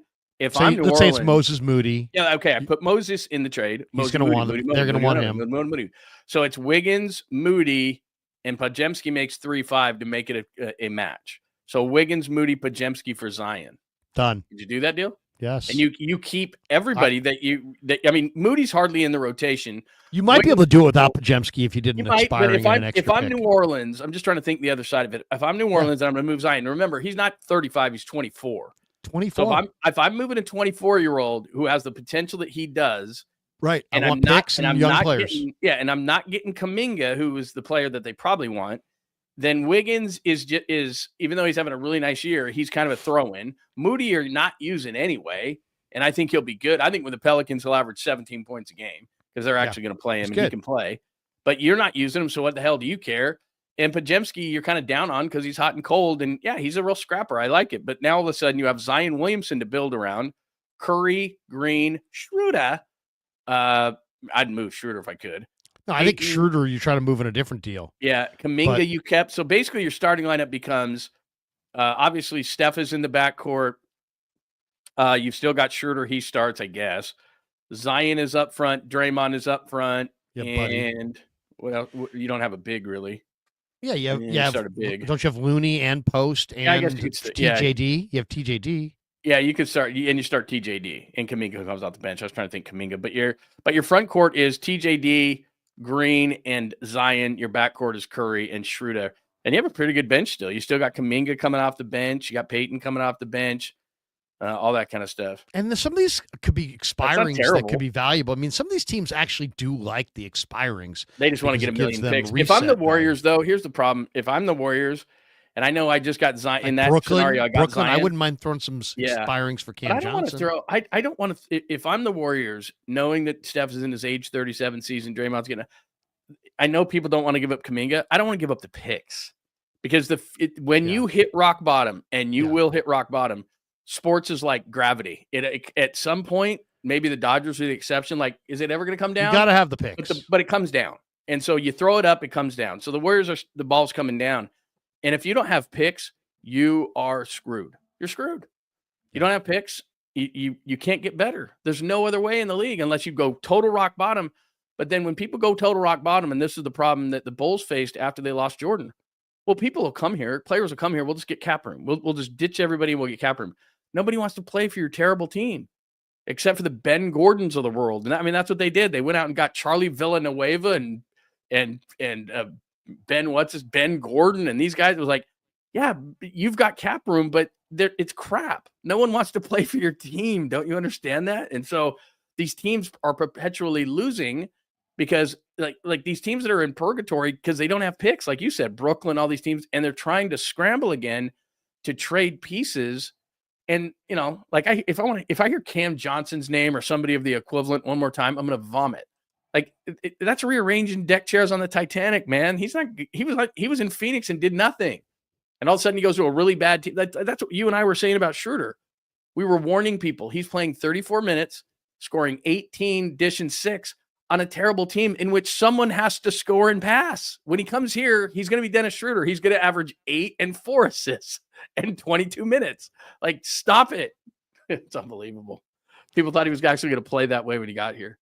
Like, oh, God. This guy's like, my girlfriend and I have sex with your show in the background. Not true. Both big I don't Niners believe fans. you. Ignore these haters, Larry. What haters? I didn't even notice them until you mentioned them. I will say Now no, I'm I'm preoccupied not gonna say thinking about the haters. What's that? What's that? No, I was going to tell a story that I can't remember ever, as they used to say in the dating game, or not the dating game, the newlywed game, they would call Whoopee? it making whoopee. And it was like, when I was young, it really great- didn't great matter show. what was going on in the background. I could not care less what was going on in the background. Now it's like, you light some candles, got to get a glass of wine or two in you. We've got to have like this whole ambient situation going on. Whereas when you're a teenager, man, the wind blows and it doesn't matter. Like The newlywed game was amazing. Oh, it wasn't that good. Name. I'm watching it one day. Name the most, name the oddest place that you and your hubby had whoopee. That was the Right? greatest word ever. And this woman Such says a good body word. part. Gotta be in the butt, Bob. Yeah, that was such a great Do line. you remember that? It's the greatest It's line classic. maybe in game show history. Is I that when know, Bob just- Eubanks said, "Where was the weirdest place you made whoopee?" And the contestant said, "It's got to be in the butt, Bob." He was asking for like a place, like we were in a Like, bathroom stall at a we seedy were- bar or something, We were in the study. And she We were says, in the "Gotta be in the study. butt. It's got to be in the butt, Bob." Like, wow, Classy. wow. Classy. That's my wife. Unbelievable, Thank you. man. But All right. look, man, if the sound of your voice is somehow working as an aphrodisiac for your viewers or listeners in this case, more power to you, Krug. If the Trent Baalke is arousing people in your audience, Right. that is straight to the top kind of stuff. It's probably more than my Trent Baalke than my Barbieri. I don't think. I think it would be really hard. Tom. Yeah, your Ralph is pretty good though. Oh Gotta admit, your Ralph is pretty good. Krug, By the way- Krug, I got a quick question. Do you have a bookie? Somebody I can get some bets down with? I'm like, yeah, Ralph. I got Have a you been bookie. working on your voices? That's outstanding. I got a bookie. Yeah, I got a bookie. You want me to hook you up, Ralph? Yeah, I really would, man. I love betting these games. I really do. I love betting them. I don't always win, but I love to bet. Ralph, no problem, Ralph. I'll set you up with my guy. Hey, Ralph, one quick thing though. My guy pays. And he's like, good. Oh yeah, good. That's good. That's good. It's always good to know. And I go, but Ralph, my guy collects. Yeah, he definitely collects. And he goes, and then Ralph goes, oh. It's like, You know what I mean? oh. You I'm like- know what I mean? He absolutely. I'm like, my guy pays every time, on time. He's like, oh, that's great. That's great. But my guy collects on time every time. And he's Pretty like, good. oh. I'm like, yeah. So unless you plan on paying my guy, you can't use my guy. I would And agree he's with like, you. you know. Oh, I so go, he was because acting guess what as if- happens, Ralph? I go, guess what happens, Ralph? If you don't pay my guy's probably going to come visit you. But guess what happens if you're not home? He's probably going to come visit me. Yeah. So how about you pay him if you lose? And he's like, okay, no problem. I'm good for it. That's one of the best things Vegas ever did is when everything exploded with the apps, they would make you go in to put cash down. They wouldn't take credit cards. They just make, like, if you wanted to fill up your app when you're down there, you had to make one trip down to the sports book, just one, so they could like see your face, like, okay, you're legit. And then you could fill it up however you wanted, but they made you put down some cash. It's like, oh, okay, we got you on camera. So if this thing all goes haywire, you're in trouble. Right. By the way, everyone's talking. I see a lot of people talking about Tom. Very soon, I'm hearing on Tom making an appearance and doing some things. Very soon, I hear. So that's good. We'll have to try to I'm get him hearing on. that as well. I'm hearing Yeah, that we're as well. hearing You some might stuff. see Tommy T Hearing come soon. into a YouTube near you. Yeah, So we'll very see. soon. We'll see. Will he be on the same YouTube that we're on? No. Just some ridiculous moronic question that just like reveals you're a total fool. Will he have his own YouTube, or would he have anyway? I know we got this one. Tom needs someone like Kevin, because I had Greg on the other day. Love of God, man. He didn't know how to work his mic, so it was like, if I stood across the room and did your show, right? That's what it sounded like. I was like, Yeah. You got a microphone handy? He's like, I'm talking. I'm like, yeah, you're talking into your iPad or something. So Tom is, and again, Tom's brilliant. Tom's very smart, but he's going to need someone to help with the technological side of things. I'm pretty sure that's what he's got. Our good friend Ogden's going to be helping him, I believe. Who's helping Ogden? Exactly. Who's going to help the helper? All right, that is going to do it for us. Thanks to Pig and a Pickle, the best barbecue in all of Northern California. The other day, weren't you? I heard you talking about it. Yeah, we just did a meet and greet there on an AFC Championship or NFC Championship game. I was there. And the food is amazing, man. Absolutely amazing. So thanks to them. Thanks to Sharp Corner Sports Cards and Collectibles. Thanks to Better for being a proud sponsor of the Krug Show. And thanks to all of you guys. Thanks to you, Johnny. Thanks to everybody for jumping in the chat. Lots. Oh, we didn't even read the. Did we get these? We got those? Yeah, we. Wait. Did we get these? No, we didn't get these. Let's get these. Wisconsin _ Badgers. Larry, why don't you tell off Grant when he talks like a loon? I got to be honest. I just did a stream with him today, and I don't think he said one thing that I disagreed with. So I know maybe I've heard other people say that, we're different when we're together, and maybe he's more boisterous or more strident in his opinions when he does shows with other people. I don't know. I didn't hear anything. He didn't say anything today that I was like, what? No, come on. Seriously. But that's just today. Who knows? Claudette Arcades, who's going to be sponsoring the spring training trip. And by the way, we're going to spring training. We are looking for 2 more sponsors. So if anybody would like to sponsor the spring training trip, just DM me or get a hold of me somehow on any of the social media platforms and tell me about your business. And if it's a fit, it's got to be a good fit for the show and everything. But if it's a fit and we don't have conflicts, we can take on a couple more sponsors just in March for the spring training trip. So, and it will be advertising throughout the month of March for anybody who sponsors our trip to Scottsdale, which will happen in the month of March. So, but Claudette says in Claudette's Arcades, Claudette's a sponsor in the month of March, and we appreciate that. He says trade Bosa, Ricky Pearsall, and J.P. Mason for Myles Garrett and David Njoku. Keep our number 11 pick and trade back, as LK mentioned. Still can snag legit defensive tackle, O-line, and running back with those picks. Bosa, Pearsall, and JP. It would take more.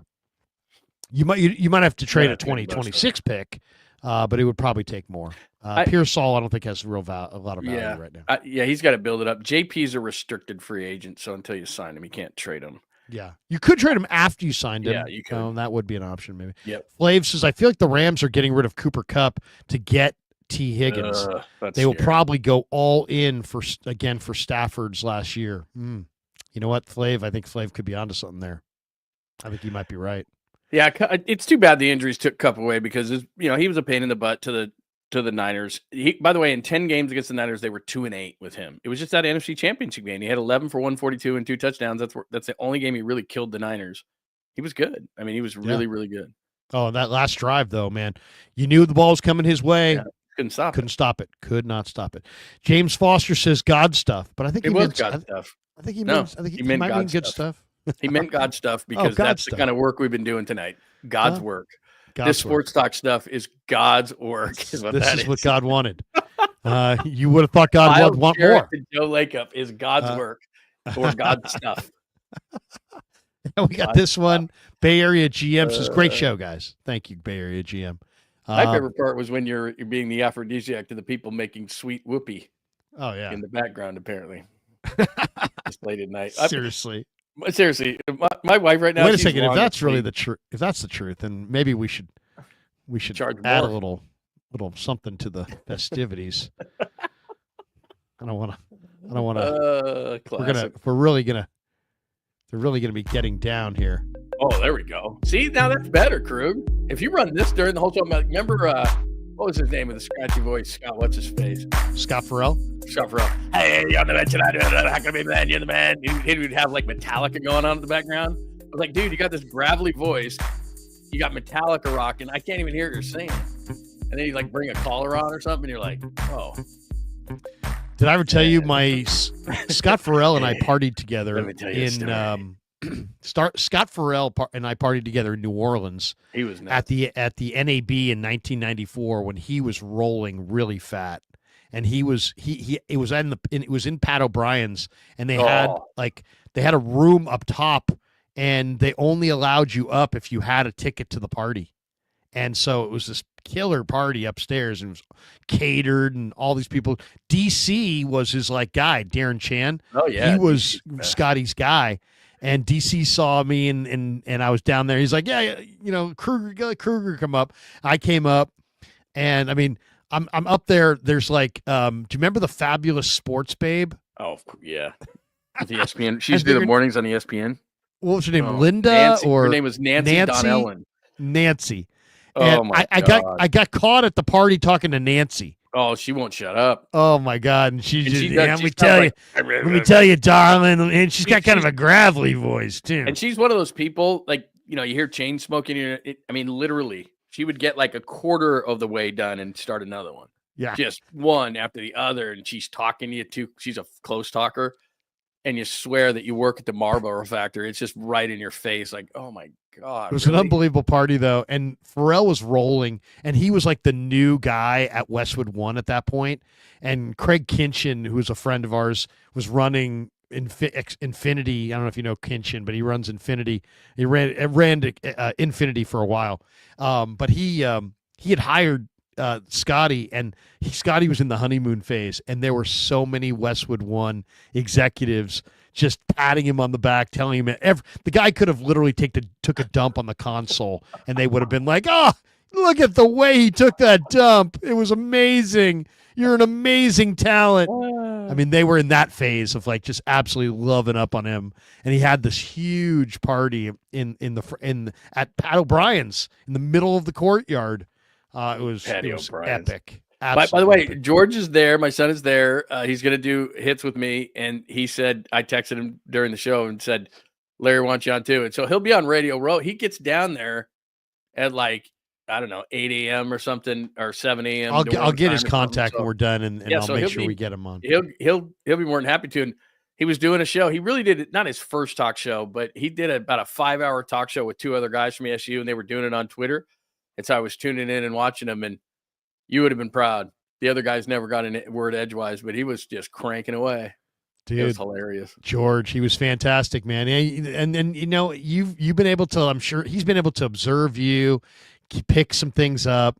And so, he's a lot more ahead of the game than he probably even realizes, just because of his proximity to having been, done some shows and, anyway. Amazing. That's going to do it for us. Senior softball game says Larry tore Lakeup up today. Thank you. He's a self-made billionaire. I'm sure he's going to be all right. I think you brought up a great point, though, which is sometimes you got to realize you know what you don't know. And until Joe does that, they're going to keep making these mistakes. Because like you said, they had a safeguard in Jerry West. They had a safeguard in Bob Myers. And I don't know how publicly known this is, but people wonder why Bob quit. Because when you're a professional, the level of Bob Myers is, as you can see when he's on ESPN, you don't want someone hovering over your shoulder constantly. It's like having a backseat driver. Look, I've been driving for 40 years. I don't need a backseat driver. Never did, never will. And so Bob said, I've had it. And now Mike Dunleavy, it's just puppet strings. I laugh out loud. He scouts just so we can get out of the office, I bet. I mean, seriously, people say, well, even Steph will say, those things are up to Mike. No, they're not. Like, Mike's in the room, but they're up to Joe and his family. And then they'll look over to Mike and go, what do you think, Mike? Yeah, cool. Like, Joe Lacob these are Joe Lacob moves. These aren't these aren't Mike Dunleavy moves. Joe Lacob is rich, and professional franchises are toys for the very, very wealthy, but there's also kind of a code, and the code is you hire professionals to do jobs that they have professional skills for, and you give them the room and the ability to do that. Joe has had his own set of rules, and when teams start hiring people internally, like the Dallas Cowboys are. Oh God. Where did the Dallas Cowboys find their head coach? He was an internal hire. Where did the Golden State Warriors find their GM hire? Oh, he was an internal hire. Why do you go with an internal hire? Because an internal hire, the person knows the score. They know the pecking order. They know exactly how things work. They know their place. How it works. How it works here is Joe and his kids have a huge say. That's how it works. Do you want the job? If you do take it. But guess what? Schottenheimer, guess what being the head coach of the Cowboys means? Jerry and who never played pro football, never scouted pro football, and his idiot kid who never scouted pro football either, they're going to have a major say on who you pick. So try to win with that arm tied behind your back. No, you said it earlier. I mean, when I keep elongating the show, but when you have a 50% hit rate in the NFL draft, 50%. So yeah, that's the first round. And then it just gets worse from there. And those are professionals who have done it their whole life. What's a guy who basically is a fantasy football owner running a real team going to do? Less, a lot less. So that's it. It's a profession. And guys like this, and we're seeing it from Joe now, they've made a lot of mistakes and people are scratching their head going, what happened to the Warriors? Yeah, they got old. That's a part of it. But when you're gifted the 2nd, 7th, and 14th pick, and there's 3 guys that are all-stars when it's LaMelo Ball and it's Franz Wagner and it's Sengun, who's the great center of the Rockets now, and you don't get one of those guys, and you go Wiseman, Kuminga, and Moody, and I like Moody, but they won't play him for some reason. You are where you are because of that. You got you were the bad team and you didn't get the reward from it.